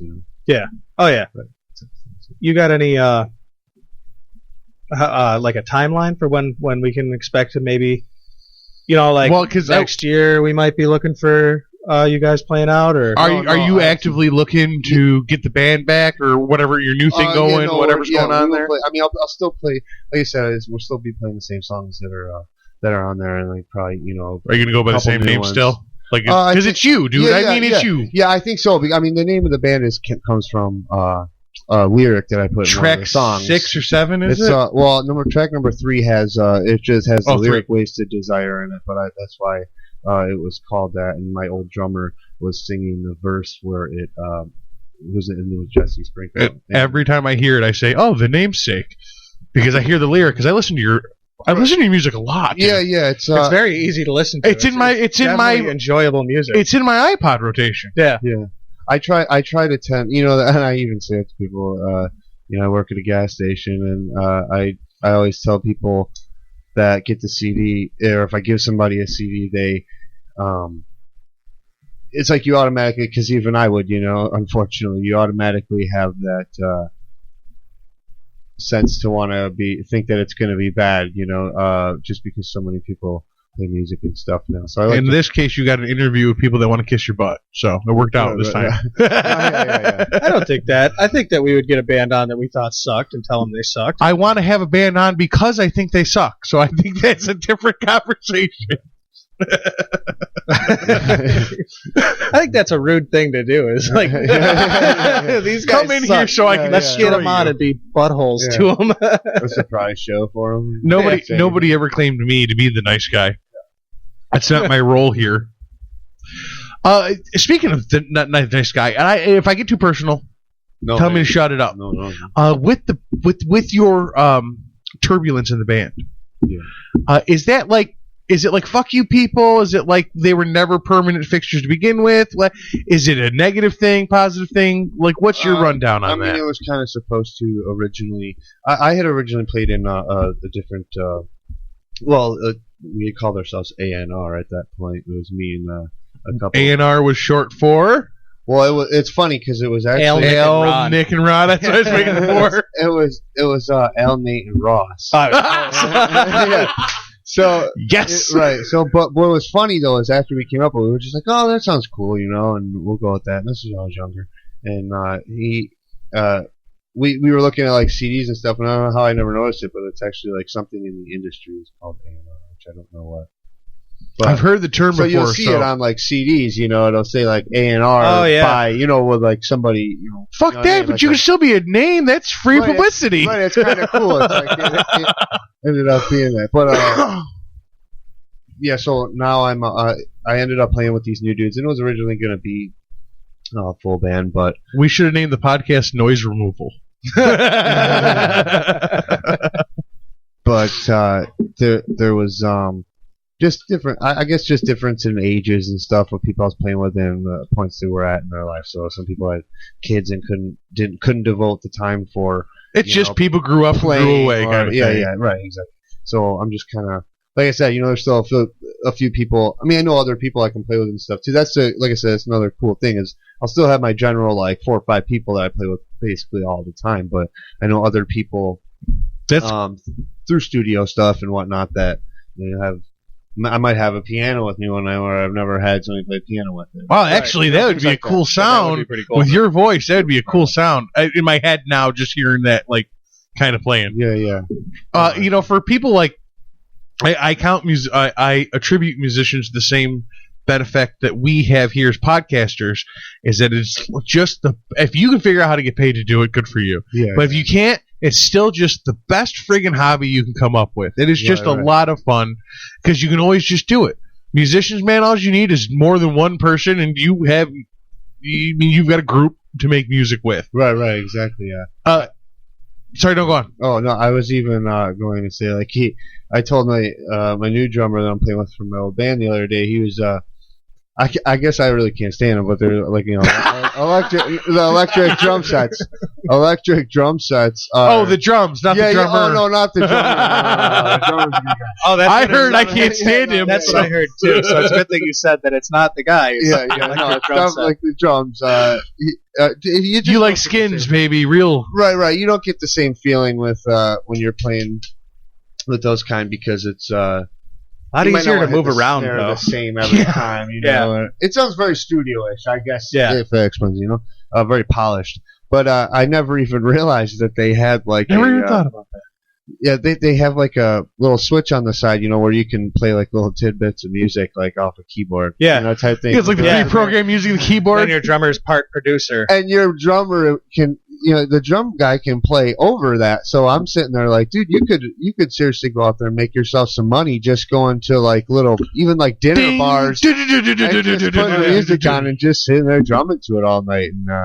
And he didn't even really think about it. He's like, yeah, I never really thought about that. I'm like, dude, it's like a one man show type thing. And then that funds your real projects. Yeah, right. The ones that you love that never make any money. If he could find the power for it, he could grift that way. It'd be like probably like the first drum set grifter. Yeah. Yeah, it's money for getting paid or money for getting paid, money for getting playing and things like that is only, in my mind at least, for better equipment.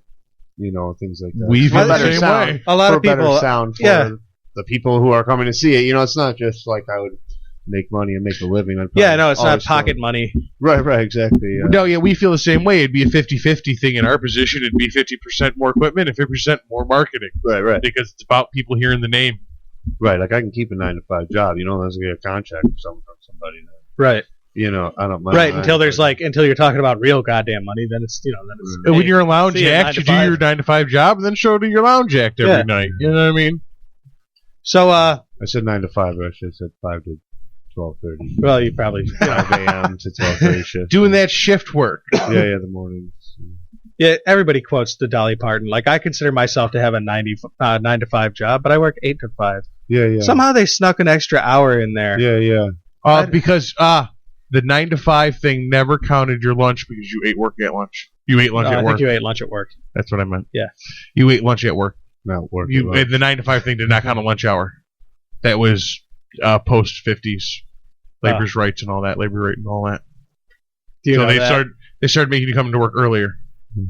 Oh, you didn't have lunches back, like scheduled lunch? Because they blew a horn in all the old black and white photos and set people up on gurneys. Yeah, in factories and construction work because they were the beginning of the unions. Labor contracts, yeah. They were the beginning of the unions. Now we're getting way off of music, so yeah, which is fine. Yeah. It's funny how jobs have turned into the kind of thing where it's almost like bosses are kind of more of parents. So the babysitters. You gotta. Yeah, it's. They expect. I love work drama. That's great. What that is that there's not enough positions for human beings. Yeah. So they create positions that don't need to exist. And they're called managers. Yeah. And you only need one manager. Middle managers, to be specific. Exactly. Yeah. Those positions don't need to exist, so you just create them for your cousin and your brother and your nephew. Yeah. And then your cousin, brother, nephew moves on to the next job, but you have this position now. Bruzin? What kind of family are you in? Got a Bruzin? The rushed kind. Bruzin? How's Auntie Mama doing? I hate to do it to you, Al, because you've been such a great guest, but for our own benefit, I'm going to exploit you. Okay. I'll get the lube. I'll keep. I was just gonna say I'll keep my shirt on.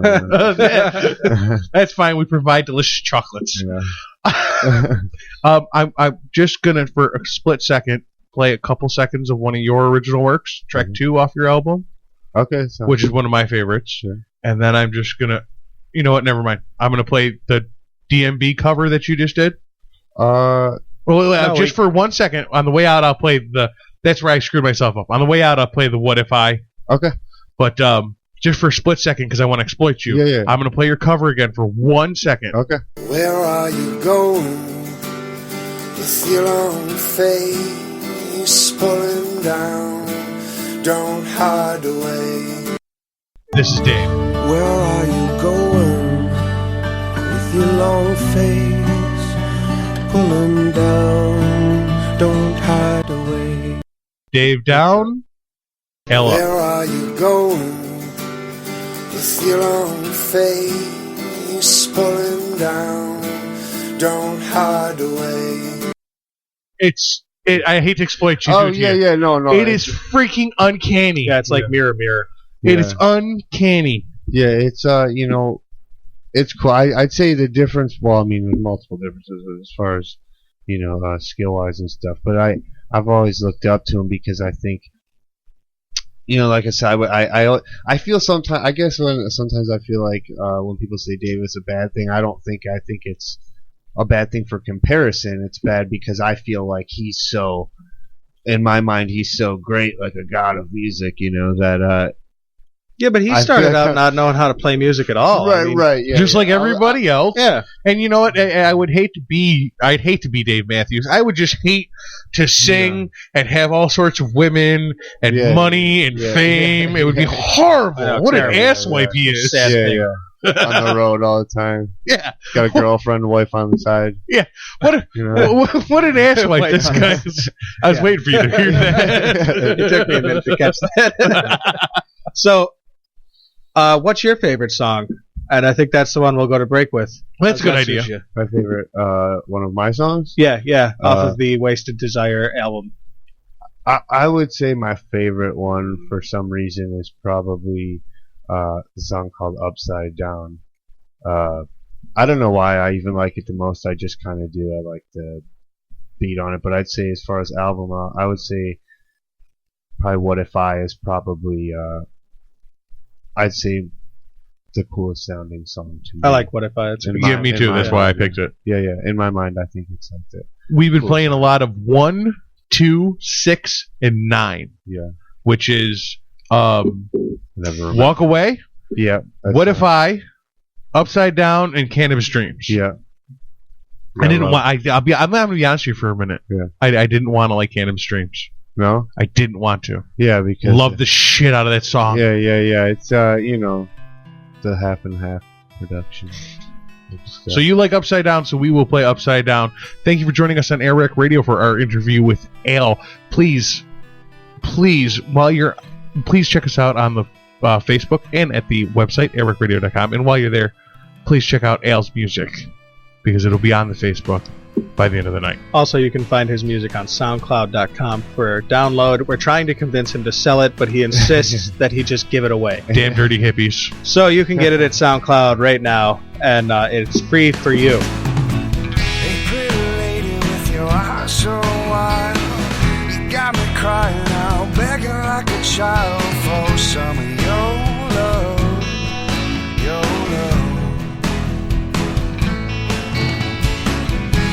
Your images out of my mind. The way you're shaking, baby, looking so fine. And I want all of your love, your love. And I don't know you, but our worlds have just decided to collide. You may have some doubts, but I wish you would just put them all aside. It's so damn hot outside. You gotta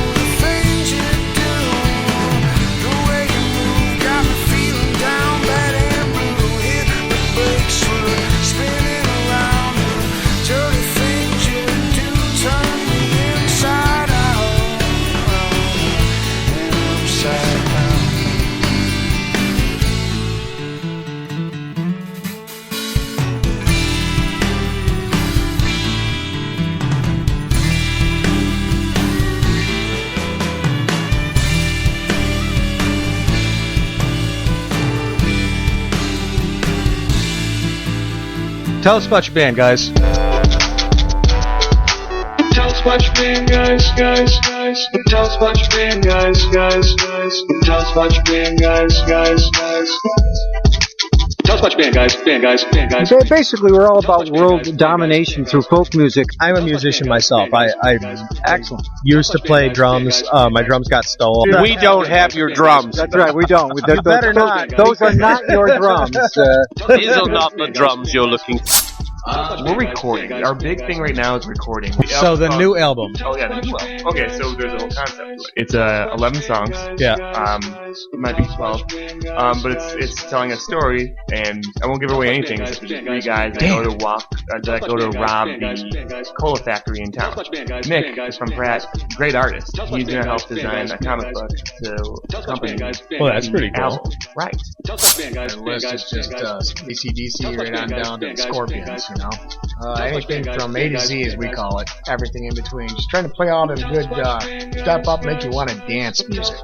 Youngbloods is a 5-piece alternative rock outfit based out of New York. Our drummer, Justin Dunn. Actually, the band wasn't even together when he wrote me about playing drums after thinking about it. Good drummer right there. Poor kid. Good drummer is looking for no band. He was so good. Actually, it's funny because he was the drummer of Machine Gun Kelly. Will you donate your arm to AirWreckRadio? Just take it. We'll just turn your arm microphone tattoo into an actual microphone. Don't ask. Tell us about your band, guys. Tell us about your band, guys. Tell us about your band, guys. Tell us about your band, guys. Tell us about your band, guys. Tell us about your band, guys. Tell us about your band, guys.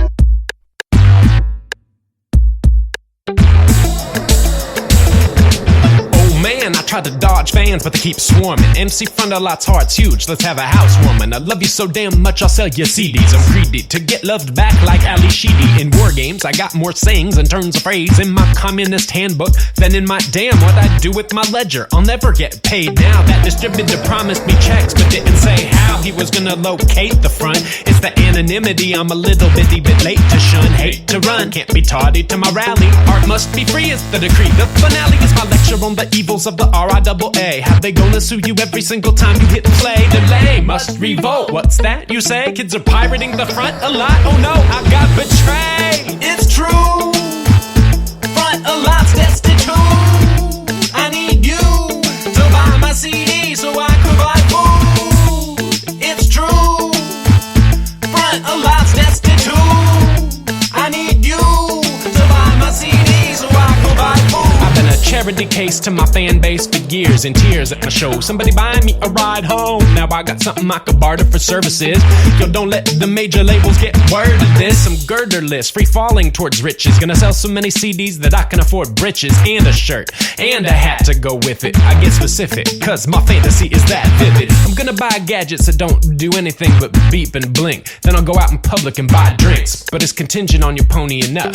Wait, you got my record on a BitTorrent? Fine. Seems like there's no DRM, but I'll explode your computer like Cobra. Done to G.I. Joe on the episode about computer viruses. Oh look, there's the ledger overflowing with minuses. My spinelessness in the face of the starvation projected by my cash flow erodes the hesitation I once harbored as regards the tune vending. If only the nerd kid's aversion to spending money on data got inverted somehow, I'd be making my way through all the dollars with a plow. But instead I'm down on the ground on my knees begging y'all to believe my CD isn't free. Welcome back, everybody. Corey has found a surprising number of talented musicians this week, considering his usual input on the band side of things is I think minimal is probably fair. That's minimal did not exist. Yeah. Would be. But you found that girl from earlier. That And Youngbloods was me. Oh, that's right. Youngbloods was very good, and they were also you. Via Angela. Shoot. Thank you, Angela. Thank you so much, Angela, for being such a good listener and helping us with bands so that we have people to interview. Wreckhead number deuce. Other listeners, if you have bands that we could interview, 3 through 10,000. We would like to interview the bands that you know.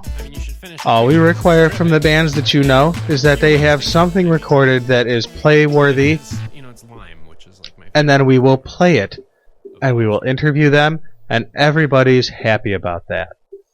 Happy, happy, joy, joy, smiles. Twinkle, twinkle. So you had found one beautiful lady's music to make us listen to tonight. That was terrific. What was her name? Her name was Jess Greenberg. Jess Greenberg, like you'd think it'd be spelled. Just throw that into the Google. Check it out. She's a YouTube sensation. On YouTube, you're going to find her. She plays a lot of rock songs. She's a lot of fun. Guess where else you're going to be able to find her? Where else? On AirWreckRadio.com, because I'm throwing her ass up on the site. Neat. Of course it's neat. It's on YouTube. You're allowed to. Exactly. Now you have a special second treat for us tonight. Yes, I do. I'm surprised that, again, I'm bringing musical contributions. But this one actually isn't me. I'm taking credit for it. But this one really isn't me. Well, the other one was Angela. Anyway. The Young Buds. Yeah. And Big Boobies McGee there. Jess Greenberg was Ron and Fez, so that wasn't me either. This one was Coach Buck. Whatever. You brought him to the table. Yeah. Her name is Melia Rocks. It's not her real name. No, of course it's not her real name. That is her stage name. Unless it is her real name. That'd be pretty cool. But if you throw her into the Google as Melia Rocks, you will find her official website, and you will find her ReverbNation.com, which is the one that I use because, well, it gave me the email address to her manager. And I loved Reverb Nation for making my job easier. Thanks, Reverb Nation. Does she do originals or covers or both? Originals. She's original. Yeah. She's won all sorts of awards at this point. She's been I can't think of the name of the organization, but it's Indie Music something or others Musician of the Year twice in a row. She was on the Sirius Indie Music channel as a featured guest. All sorts of accreditations. The first song I heard from her was called Just a Bride. That was one that was recommended to me, and it was rockin' and rollin'. But the most popular one that I found feedback-wise is entitled Thinking of Her. Ooh. Sexy. Let's hear it. Yeah, buddy. Captivated by those diamond eyes. They splash the rainbows right across my sky. And while I try to act so shy, the fireworks go off inside. That night I looked up at the starry floor. I knew I'd never felt like this before. But then the news walked in the door. There was someone you adored. And I tried to stay so patient, but all I found now is so vacant. While I'm thinking of you, you're thinking of her. While I'm thinking of you, you're thinking of her. I never meant to interfere or cause such a stir, but I keep thinking of you while you're thinking of her. What's filled my stomach now begins to spoil. It makes me sick watching your two tongues coil, and my blood begins to boil, 'cause I love is just so wrong. And now the birds are singing all the wrong tunes, and this all follows me just like the moon. And I can't be in the same room with this feelings I cocoon. And they're meant to be fulfilling, but can't you see my whole heart spilling? While I'm thinking of you, you're thinking of her. While I'm thinking of you, you're thinking of her. I never meant to interfere or cause such a stir, but I keep thinking of you while you're thinking. Can't you see that you were my companion? Now you're gone and I'm abandoned.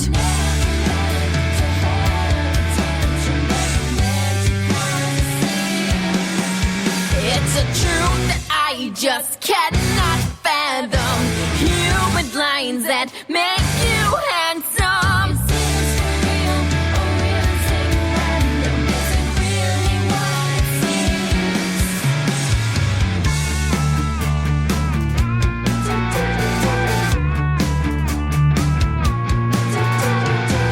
I wanna cover all these things I've seen, so all these pictures and some gasoline. What do you think? I dig it, man. You don't really hear girls rocking like that since like the 90s. I thought she was a little bit garbage, a little bit Liz Phair meets Hey, Veruca that's not Salt. fair. Oh, you mean the genre. band, yeah, with Shirley Manson, a.k.a. the Terminator from Lifetime Real Women Sarah Chronicles. Really? It was not actually Lifetime, but it was terrible. Yeah, I remember the Sarah Sarah Chronicles. Yeah, it was an awesome Terminator show. Started out that way, and then it went right to hell when Sarah Connor had to cry every episode, and nothing happened for half of a season. It was the most tragic thing I've ever seen happen to a TV show. The head legs. Anybody could have saved it. Nobody did. A blind hobo could have figured that formula out. Anybody could have. It's a cyborg from the future show. Come on. It had everything that you need for a cyborg from the future show, including the hot chick from Firefly. Yeah, all right. Yeah, fair enough. Anyway, Melia rocks. A little bit like Garbage. A little bit like Liz Phair meets Veruca Salt. There's a lot of Veruca Salt in her music. Mm-hmm. Like, I mean, if you ever listen to the 8 Arms That Can Hold You album, or 8 Arms to Hold You, I think it was called, the Veruca Salt album, there's a song that pretty much follows that song's cadence very well. It would not surprise me to hear that one of her major influences was Veruca Salt. I also thought that they had kind of an Ugly Kid Joe feel, a really grunge rock. Yeah, okay, yeah, all right. I really dug it. I definitely dig that music that she's making. You don't hear it. I mean, I think that like nowadays most contemporary music people would be like, "Oh, it's very Avril Lavigne," and I think that would really like that was my initial not an thing. unfair comparison, but it's not a deep enough. It doesn't really give you an idea of what actually sounds like is going on in her music. Yeah, I think she's a little bit more dynamic is the word I'm looking for. I would be extremely disappointed if she ever started wailing into a microphone the way Avril Lavigne has been doing lately. Oh, well. Yeah. Oh, God. Oh, boo. I thought that Avril Lavigne might actually bring back a girl grunge scene, and then I was disappointed when she went pop punk. That wasn't disappointing to me. I enjoy pop punk. But then she started doing like that super pop friendly whining bullshit that she did. Yeah, that's it. Boo. But this girl, what's her name? Melia rocks. Melia rocks. I would buy her I'm really CD. trying to get her too. I got emails into her publicist, into her manager. I'm trying to get her. I'd Well, like to have her. You keep on trying. I'll tell you what. I'll give you 1 full week to try. No, sir. No, sir. Next week on AirWreckRadio, we have Aaliyah Rocks or Corey's Head. Or you decide. Possibly Joe DeRosa. Joe DeRosa, huh? Comedian extraordinaire. Sounds like a funny guy. He is. He's a New York comic. He's a club comic, but he's very well. He's doing well for himself. He's an up and comer. You know what I mean? He's got a good name for comedy. Yeah, Joe DeRosa. It's a good name. He's got a good cadence and voice for comedy too. I like that's one of the things that immediately attracted me to his comedy. I'm not terribly familiar with his work. I'm not terribly familiar with a lot of comedians though, so it's not a big surprise. Yeah, no, not really. Well, you're the band guy. I do a lot of comedy stuff, so it's kind of like a fair trade kind of thing. You do the comedy, or you just are aware of it? I'm much more aware of comedy, and I'm going to be more. We've been focusing more on bands for interviews. Because they're easier to find and stuff. There's a lot of local guys that I kind of have had feelers out with comedian-wise. Well, get them in here. We've been doing well with the band, so we've been sticking to the band thing. When we get a comedian that falls in nice, we'll get a comedian that falls in nice. Bands are fun. They give you something you can use over and over and over again. But so do comics. I don't know, man. You hear the same joke over and over and over again. But a nice little filler piece. Yeah. Nice little joke in between a couple songs. A little nice. Leave something off their YouTube. You know what I mean? I'm not opposed to the idea. So I'm trying to get Joe DeRosa next week. Hopefully we get him because I'm super looking forward to that. I'm also in the future trying to get Steve Burr, who's the local guy. Real funny. He's got a good last name for comedy. Yeah, there's a couple of Burrs in comedy. Yeah. Steve Burr, most famously Bill Burr, but he's He's not doing our show. He's not doing our show. He's got his own show to do. His own podcast. I'd do his show. He doesn't do guests. Oh, well, fuck him. It's an hour monologue. Uppity twat. I'm sorry. What was that, sir? Bill Burr is an uppity twat. I thought you said company twat. Nope. Uppity. Uppity twat. See, you were talking about Bill Burr, and I got distracted. I thought you were talking about the Wreckheads. Company twats. I actually don't know that Bill Burr is an uppity twat, but he doesn't have guests, and he won't come on our show. Not that we've asked him. No, sure haven't. But, we probably wouldn't. I actually, now that we've discussed it on the show, we'll just send him this soundbite and be like, please. I'm asking him. Please, Mr. Burr. So, I think that we hope that you've enjoyed this 17th episode. I don't know that I give a fuck, but I do hope. I give a fuck. I hope. I hope that you've enjoyed it. If you haven't enjoyed it, I hope that you listen next week. And if you don't listen next week, I hope somebody else does for you. Don't forget, please. You're an unloyal twat and go fuck yourself. If you enjoy our show, please check us out on Second Prince. This week on Second Prince, I think we had the most structured destruction of their show that we've ever done, or them of our show. I think that we've done their show once other time, and they've done our show once other time, and now it makes 3 total, and third time I think was the charm. I really think we put on a good show for our listeners as well as theirs. It's not all comic books. We got a little political. We got a little newsy. There was some football in there. There was even some football for the sports rec fans. Yeah, buddy. Corey got a little bromance Dave had going talked on. A little bit of Roger Goodell, Yep, bitching about some NFL stuff. So check out this week's episode of AirWreckRadio, which you've already done and are nearing the completion of. When you're done doing that, move on to the Second Prince episode issue number 25. It's their 6-month anniversary over there. Happy anniversary, guys. Happy anniversary, our friends. And when you're done with that podcast, that wonderful podcast genius, you know what you got to do then?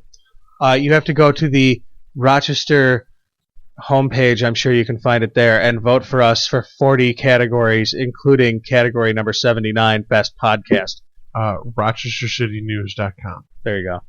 Go there. And yes, do that's that. not the segue I was making. Whatever. We hadn't done it yet. I'm glad that you remembered it. Somebody had to. Because I hadn't. I know. No. I was going to say, you've checked out the Airwreck and you love the Airwreck. And now you're going to go check out the Second Prince. And you know why? Because we told you to. You can even be lukewarm and still do what we tell you to. Yeah. You don't have to love us to do what we tell you just to. Just kind of medium. Just still do it. Yeah. Then when you're done, you have a third podcast to check out. You have a third. That's right. You're getting up there. You're going to be like me. You're going to have 20-some-odd podcasts you have to listen to every week. Yeah, check out Edumacation. Yeah, no, not Edumacation, you fuckface. All right, check out Edumacation. Check it out. Smodcast style. But, Sports Rec, sure. Sports Rec, that's right. Just check out Sports Rec.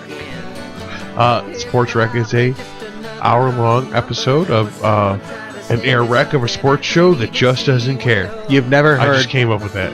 You've never heard Corey piss and yell quite like he does over sports. Oh, and the sound effects are great that I do. It's amazing. Excellent. This was a different kind of show. There was a lot of dick jokes in this show for a sports show. Oh, whatever. That's fine.